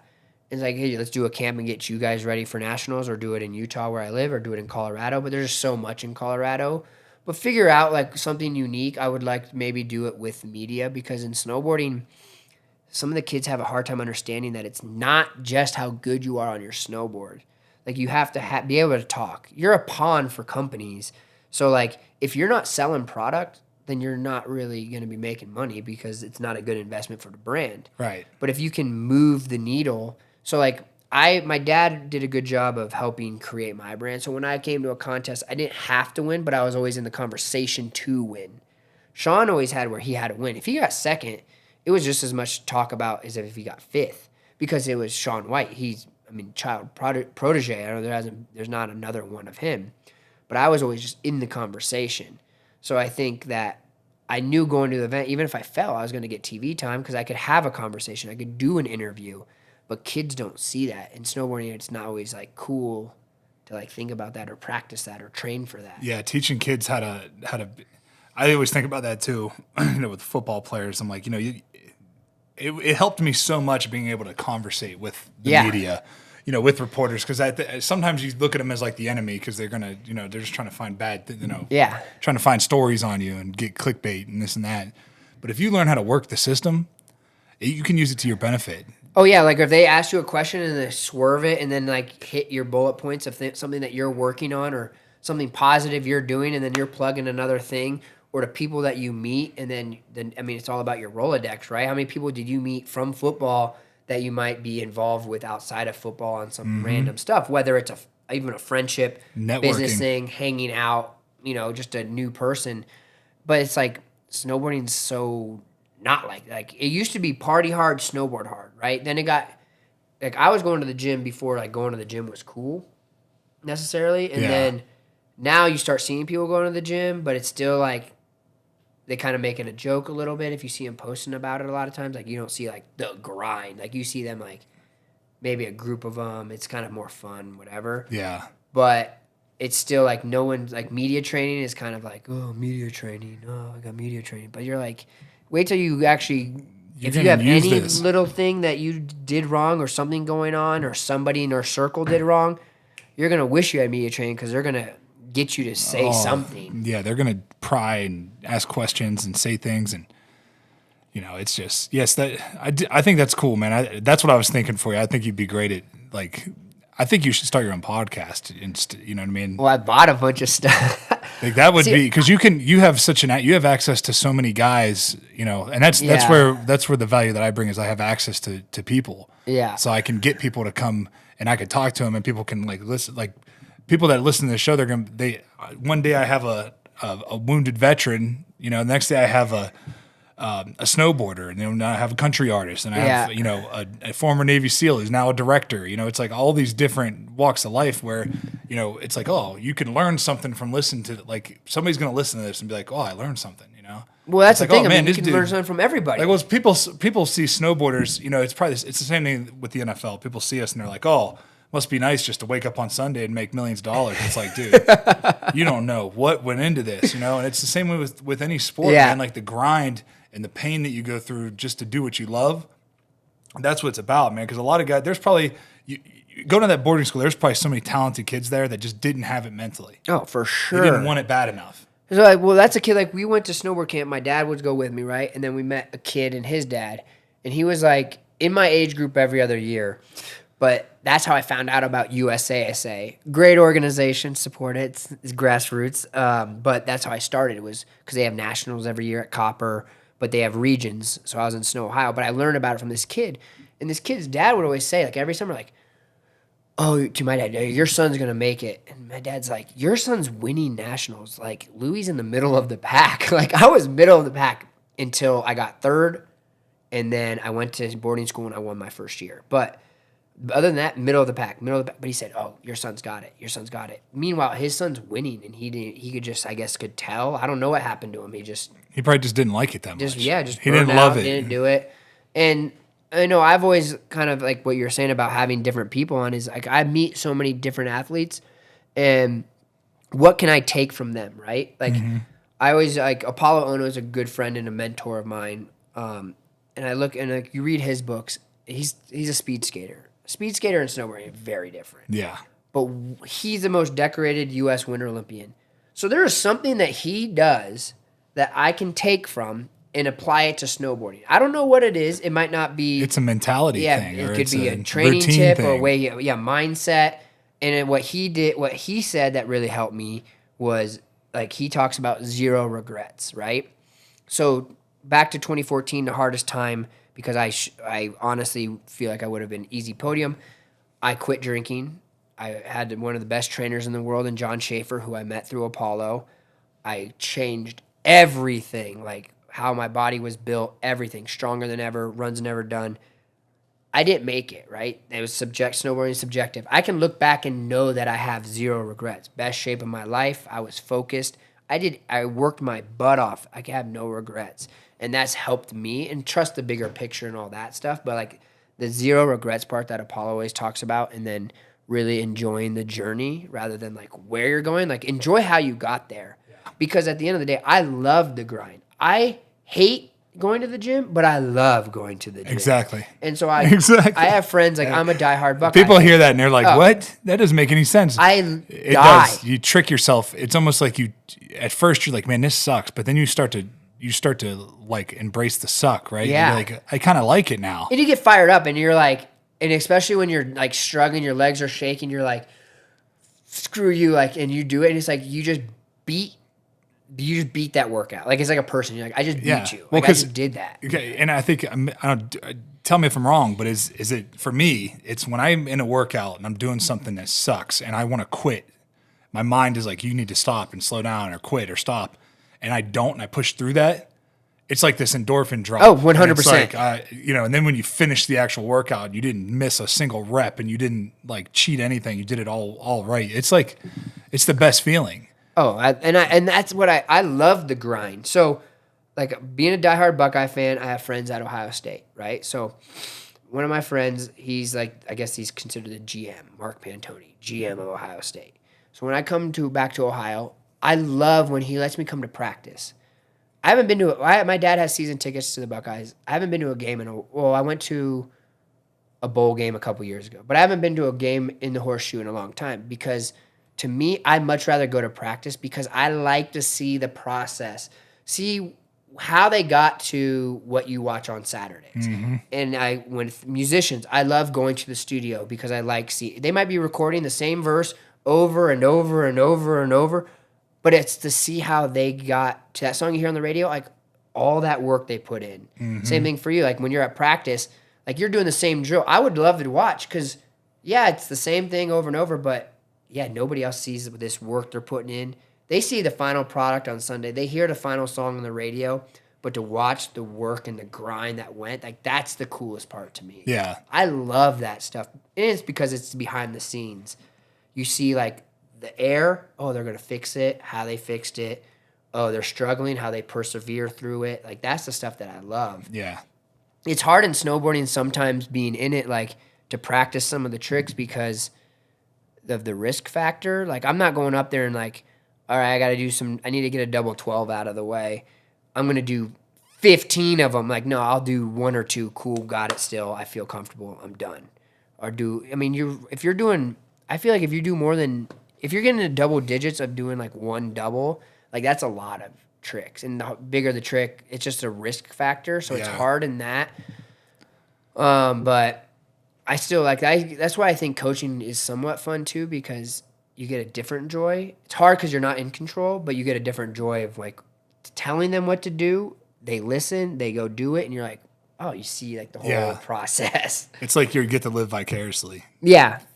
But so it's also hard too, because like I like being the one, and the good. And you like being the one going out there to do it. Yeah, the thing I wish like wrestling has it. I think you sometimes have it depending on the play, but like the one-on-one battles, where only the strong survive. Because sometimes it's like I'm in the best shape. Like that was the thing that was hard too. If I got beat by somebody, I'm like, man, this person was in the club literally like every week or whatever. Like 2 days ago, they're hammered, and it's like I've been doing this all correctly, and then they're getting hooked up or they're riding so well. So that was always hard too, because of you see people that didn't take it as serious as you, but it works out because it just because you're the strongest or the fittest or the most mentally strong, it doesn't always equate into wins in snowboarding.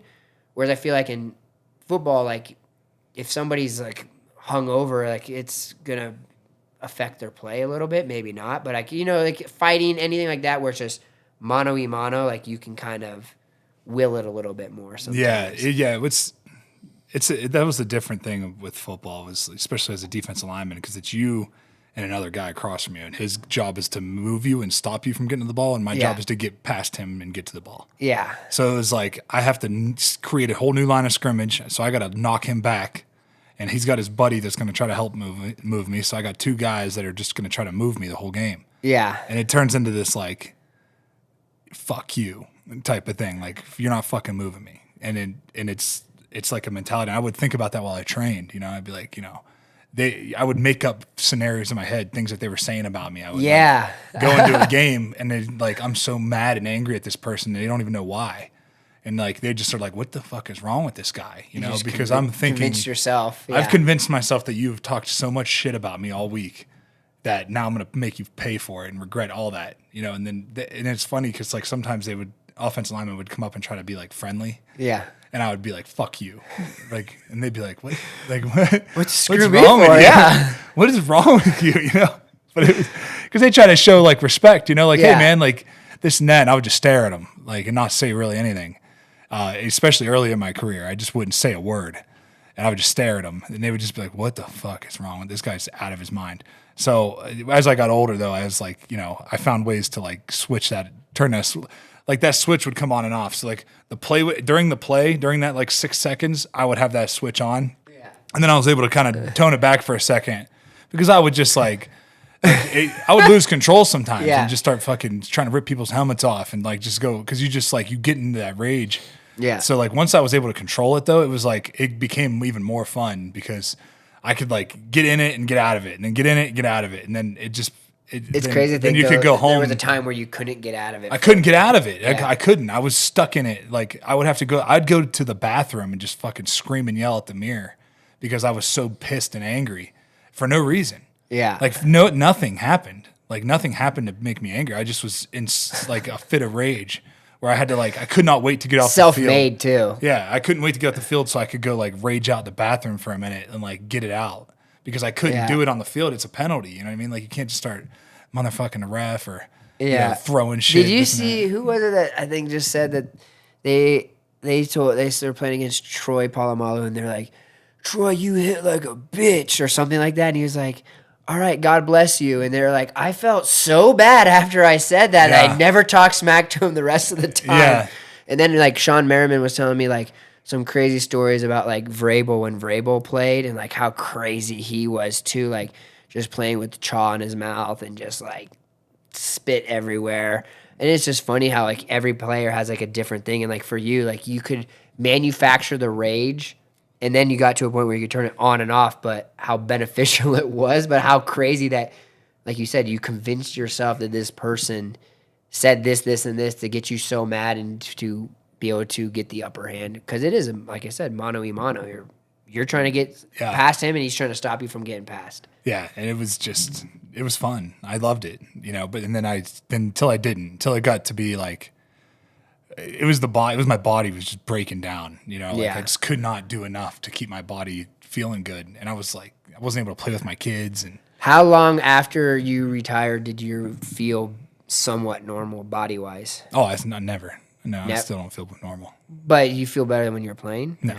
There's No, I hurt so bad every day. Like, Okay, it's just what is one thing you miss from playing? the violence.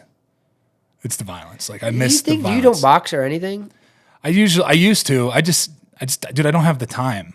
Like, But how to do you? it What's your anymore. outlet now for your rage? I and train. violence. I train. Yeah, it's the HIIT training that I do. That high intensity interval So that training. works the same? Yeah, and I don't have to use a lot of. I don't lift heavy weights really anymore. Yeah. Like I'll go heavy on some things, but nothing crazy.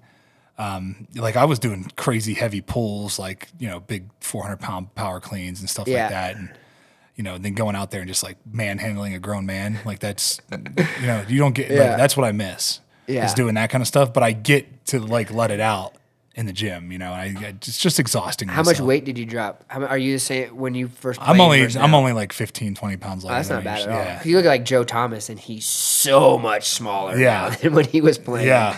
So I Yeah, didn't know and if it's you like got- I don't know. My natural body weight is like 270, 275. So I was carrying around. I was like 295 when I played. So 285 to 295. Sometimes I like- get up to like 305. I'm 145. Yeah, so it was. Well, it's like that's why it's like 15 pounds to me is different than 15 pounds for you. You know what I mean? It's just different. Yeah. But I could feel it. I felt my best at like 293. 293 pounds is like the best with my like. I would get there at like mid-season. That would be like my key weight. That's Yeah. where I felt the best. But it was tough though because sometimes you're injured going into the off season, so you don't have like a full off season to like build that muscle and all that endurance back, and you're kind of playing catch up. Yeah, I think the worst is like when you're in the off season and like you don't necessarily get hurt, but like your body's so beat up that if you just get like I said, my back was kind of jacked for the last 2 weeks. I haven't really worked out, and you're like, this is my time right now to be building, getting ready to build the base for the winter.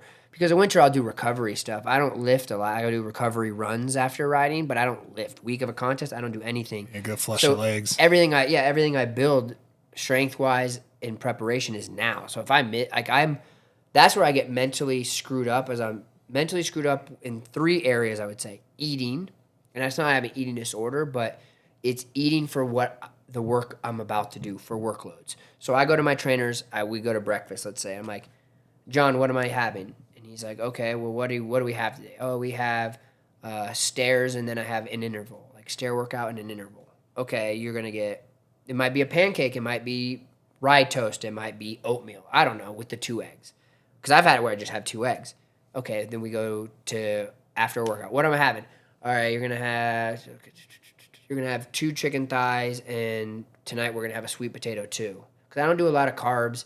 I don't really do rice. I don't do soy. I don't really do milk. I don't do a lot of that stuff. But when I'm there, I just whatever you tell me. So when I'm home, I'm like, okay, I'm kind of tired, but is that because I didn't sleep? Is that because I need to up my calories? Do I need to up my protein? But am I just trying to give myself an excuse to have a pancake right now? Yeah. Or do I really need a pancake right now? And then with a coach on the hill, and my coach that I have now, I've been with for a couple years, and I used to compete with him. He's a couple years younger than me, though, which is funny. I'm so much older than most people, but it's like, okay, what do you want to work on today, Louie? This is what I'm thinking. Cool, we're good. I do it. And then I'll say, all right, are you happy with today? And he'll say, yes, or I was kind of wanting us to do this. If I know I had a good day, I need him to say, yes, you are good. Because in the back of my mind, if the pipe's still open, I'm going to be like, am I missing an opportunity to ride? Should I still? I can go all day. My energy, my strength, no one's going to touch me in the fitness area. But it's like the mental of not going too much if I don't need to because I need to watch my body. But I need somebody to reassure me that we got all the work done. Yeah. And then it goes back to the workouts. Telling you when to rest. Yeah, and like the workouts, right? Like I woke up at 3:30 this morning. Gym doesn't open in time. So I came here. Honestly, if the gym would have opened, I probably would have went to the gym and did a workout this morning and then go home today and then do another one because I do 2 a days. So now I'm like, okay, should I do both of them? Which one should I do? Do I need to skip this one because I traveled? Okay, I'm feeling kind of sore. Should I lighten the load? So it's like also on the weight stuff, listening to my body, but what's listening because I question it. What am I trying to take the easy route out? Well, I'm gonna show this. I'm gonna do the weight I'm supposed to, even though I'm a little worn down. I only got 4 hours of sleep. Listening, I'm like, no, because that's the weakness in me. So those are the 3 areas of mental struggle that I have, which is good, but it's hard to control. It's hard to listen to my body because what is an excuse and what's the truth? Right. That's the hardest thing I struggle with. There's the story that you make up in your head. Yeah. Right? Yeah. I know It's exactly like what you my mean. fiance trips sometimes. She's like, because we were driving to Oregon this summer, and I got up at 5, went and did a stair workout, got in the car, we drove 10 or whatever hours. Then I did I think I had a drill cone workout at the park I did later, or maybe I lifted and then did cone. Yeah, when we got to Oregon, but it's like it would eat me alive. If it's daylight, I feel all right. I'm not super tired. I'm gonna do it because if I don't, I'm gonna be like, oh, I shouldn't have I shouldn't have skipped that workout. Crap. Now it's like mental. It's and a I'm mental thing, screwed. man. It is. It really is, and that's like with the whole industry I'm in now with the hunting side of things. There's like this side of it where people think you have to be like this ultra marathon Cam Hanes type of guy just to go elk hunt, which it's not true. That's not true. Like, and Cam is an awesome guy, and like everything he does is badass. But there's also like you have to let people need to know that like if you want to do this, you do have to be in some kind of shape. Like you can't just come out here. You can't be just eating shitty and not hiking and doing anything or rucking any weight around and living at sea level, and then come out to the mountains and go to 10,000 feet and expect not to be starting at 10,000 feet. You're going to be pretty much fucked up. You're going to be really fucked up when you get up there. So yeah, there is a side of it, but then like it's just like anything, man. Like everything I do is functional, right? So my workouts are geared towards what I'm going to be doing out in the woods, right? And they're geared towards like there's so many when you're hiking. There's so many times where especially when you're packing out, you got 130 pounds in your back. You want to stop so bad, but you just don't. You can't stop because if you do stop, you got to get back up and keep moving. And all That's that the lactic hardest acid part. is going to build up, and you're going to be fucked. So you just keep it moving, right? And that's why I love the kind of workouts I'm doing is because it's just like you have to keep moving or else you can't stop because you start to cool down and then it's going to be hard to get back into it. So you just like, you keep your heart rate at try to keep your heart rate at like 145 to 160 in there somewhere. So like a sweet spot for me is like 150. Yeah. I could stay at 150 for like 45 minutes straight. And you're good, yeah. And I'm good. Like I can still have power, still have strength, and still have like the quick twitch, is still there. So for me, it's like, okay, when I'm on a mountain, am I ever going to get to that? No, right? I'm going to get my heart rate to 160, and then I'm going to pull my bow up, and I'm going to take shots. I'm going to shoot 20 yards, like because I might have just ran up, hiked up to this other ridge as hard as I could, and now I'm cutting this elk off, and I got to get an arrow in him quick. So I'm like I'm coming straight off of the rowing machine, or straight from doing back squats, or straight from doing lunges to grabbing my bow when my heart rate is like so high, and then I could barely catch my breath and just calming down, taking a solid shot, letting that arrow out, and arrow flies, right? And it's crazy to see how your grouping will just be so shitty. Yeah. When your heart rate's like that. So for me, it's so much fun to train functionally. Well, I mean, I think it makes the most sense. It's not like I always call them mirror athletes. You see so many mirror athletes in the gym, and there are people who will be shredded and jacked, but you put them in a situation like that, you just put them in to go even just ruck a little bit, like not carrying anything out. You're not shooting an arrow and watch them struggle. And you're like, but that's why you're a mirror athlete. It's not functional. You look great. And I remember Brody Jenner, he told me his dad said to him, he's like, muscles are made to go, not for show. And when Brody told me that, I was like, that's a pretty good one because you don't have to be the most chiseled, but if it works for what you're trying to train for, then that's what matters. That's all that matters, yeah. Not everybody, that's the other thing people don't really, to look like that, the dieting you have to do. Yeah. You know what I mean? Like you're dieting and you're dehydrating yourself. Like, my wife was a competitor, so she's always talking about like how it's screwed. It's like the most unhealthy thing you could do to your body to do that. Like you're not meant to be all shredded like that, like it's not healthy. It's not unhealthy to be like a little thicker, have a little bit of fat on you. It's the right amount, right? It's a balance. So like that's how, for me, if I get too lean, my cardiovascular is shit.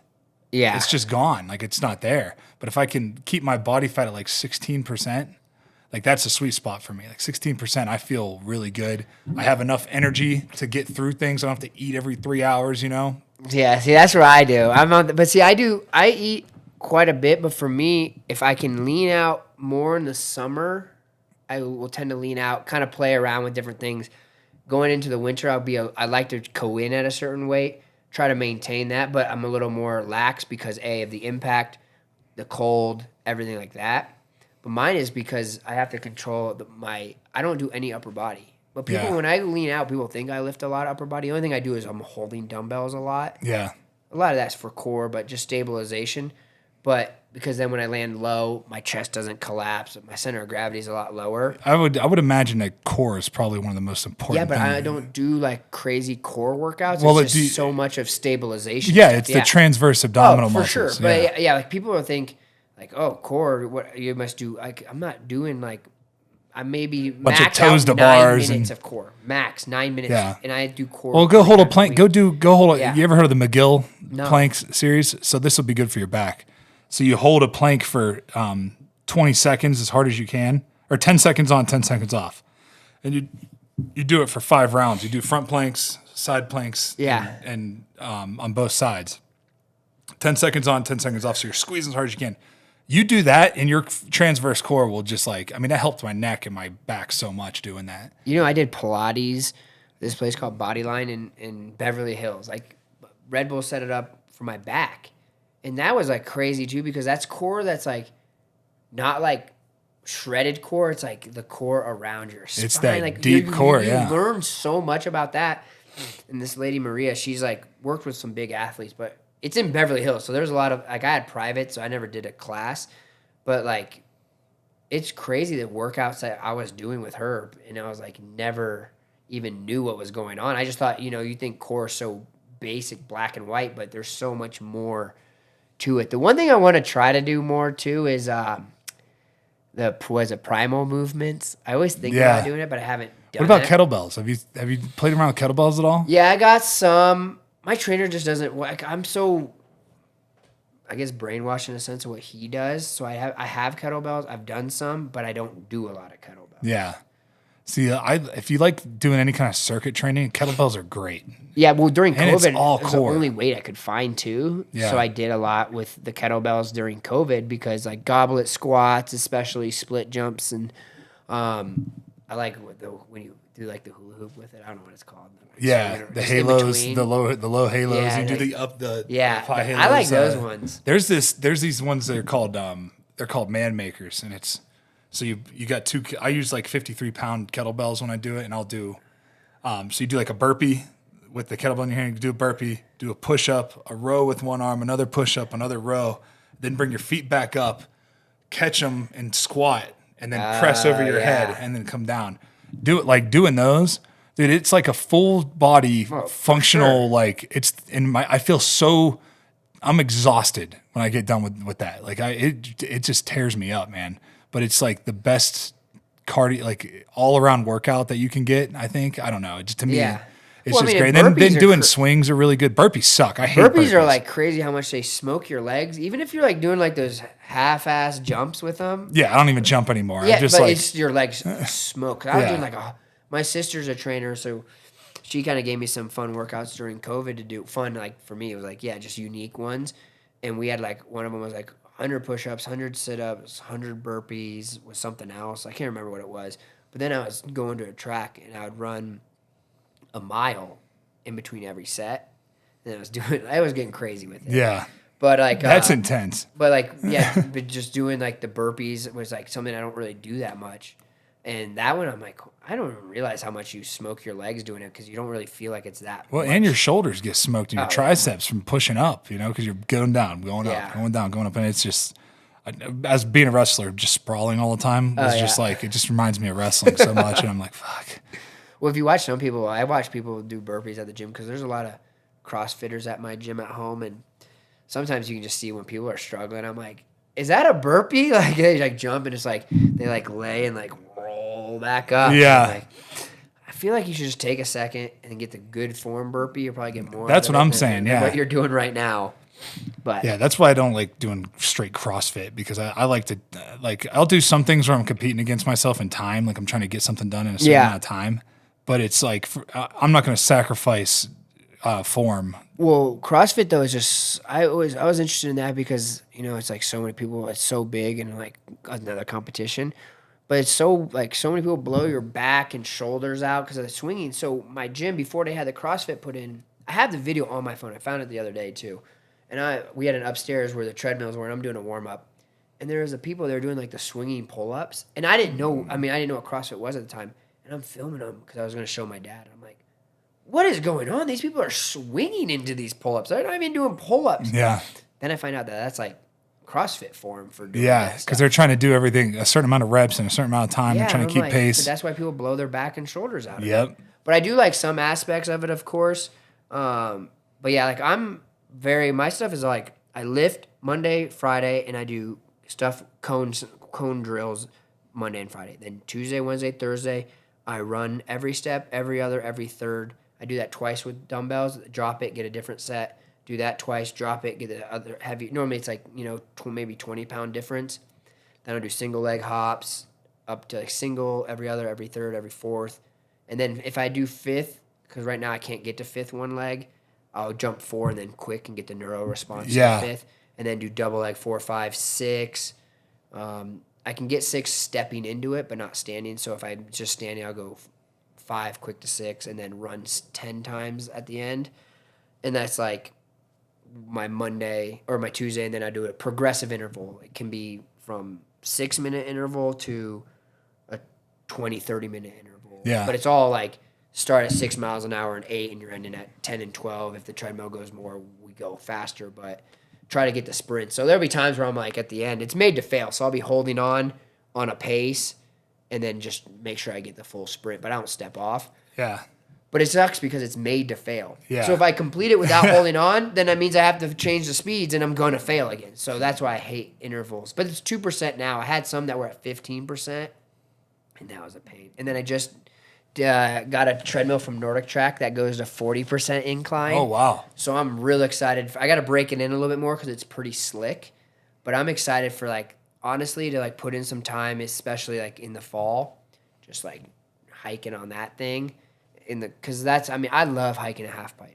When I come to Colorado, we're at 9,600 feet in Copper. I love hiking, and especially in the beginning, I feel like I'm breaking in my lungs. Yeah. Because Salt Lake's lower, a lot lower. So I just start hiking, and then I love that chairlift's so long. I like hiking because you can watch everybody, you see what's going on, and it's like an extra workout for me. That's why I like hiking. Yeah. It's like a workout, but you're not thinking it's a workout. Yeah, it's constant movement. You're just moving through it. The problem is I talk so much. I see so and so. So that's the other part. It's hard to talk when you're hiking because, like, especially when you're up high. Oh, yeah. You're like, But that's like buys my time. I like stop and I'm like, oh, I saw this coach. He's filming from the deck. This person's doing this. I'm like, what's going on? How are this? Oh yeah, let's look at this hit. But you're in the whole zone the whole time, so you're not like I'm watching people go. I'm focused on what I'm doing. But I do like we call them one hitters where you can just like side drop. So you start one trick, come pop out and hike it. yeah. Maybe do 2 or 3, but not do full ones anymore. But I like hiking. That's why I think like in the hunting world, what I'm interested in because I like being outside. It's elk hunting. I know. I'm gonna Elk get hiking. one. And I love my brother-in-law has been he cleared everything except for a black bear tag. So I'm all about like eating, and I kind of psych myself out with what I read about food in general and water from the tap and yada yada yada. Yeah, me too. So that's a whole nother thing I've been on now. But like, so he gives me so much elk meat, and it's like, I know that Bill Gates had nothing to do with this elk meat. I know that there's nothing wrong with this elk meat. I'm good. Like, this is the best form of food. And I need to get chickens. My sister's got chickens.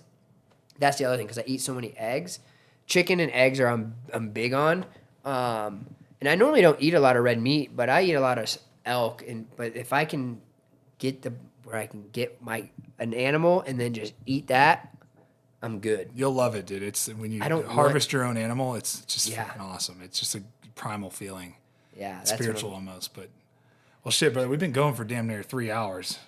That's how it is. You get me going on anything. I know, and I'm the same. He'll tell you, like, he has to stop me sometimes because we just get going, and I'll just fucking go for 6 hours if we could. But yeah, we got to call it because if not, no one's gonna listen. We already lost half of them by now. It's 3 hours in. We'll Sorry. We'll never be able to keep anybody listening. So I got a 60-second question.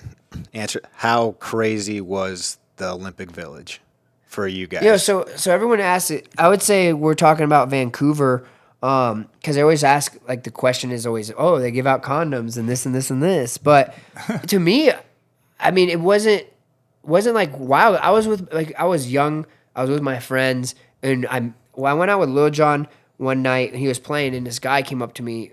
We were behind the DJ set, and he's like, "You like this place?" And I was like, "Yeah, it's pretty cool." He's like, "This is my spot." And I'm like, "Oh, sick. Thanks for having us." He's like, "You want to come to another one?" I was like, "Sure." Grab my friend, and we go out the back door, stretch limo. So this guy owned like 4 clubs. So all we did was go to this guy's clubs, give my credential to the security guard, put it in the safe. We'd rage, leave, go back to the village, go to bed. So I didn't really, and wasn't looking at that. To me, it was just like, it's like you're taking a kid, and you're like, who never thought he'd be at the Olympics, and you're like, have fun, like, go do your thing, and you're like, woo, let's go. Yeah. I mean, it's like, I never dreamed getting into snowboarding. Like, to me, getting free gear was sick. yeah, Never thought about getting paid. Never thought I was going to go to boarding school. Never thought I'd go to the X Games, well, X Games maybe, because I used to tape everything. But, like, the Olympics, like, I never thought that. I just loved the snowboard. I was fortunate my parents allowed me to pursue whatever. But yeah, the Olympics was like, let's go out. Let's go do this. Like, we're at the Olympics. We can do whatever we want. We go home. We can eat all we want afterwards. Like, I had crazy times at the Olympics, like some wild nights, but also why I don't drink anymore. Been there, done that. I'm good. But as far as what most people ask me about the Olympics, like, I didn't experience it because it wasn't like my scene. Mine was just like, we're going to have a good time with your boys. that's awesome. That's what it's about, man. Well, I appreciate you coming. Yeah, bro. thanks Thank so you much for having man. me. Appreciate it. Hell yeah. That's a wrap.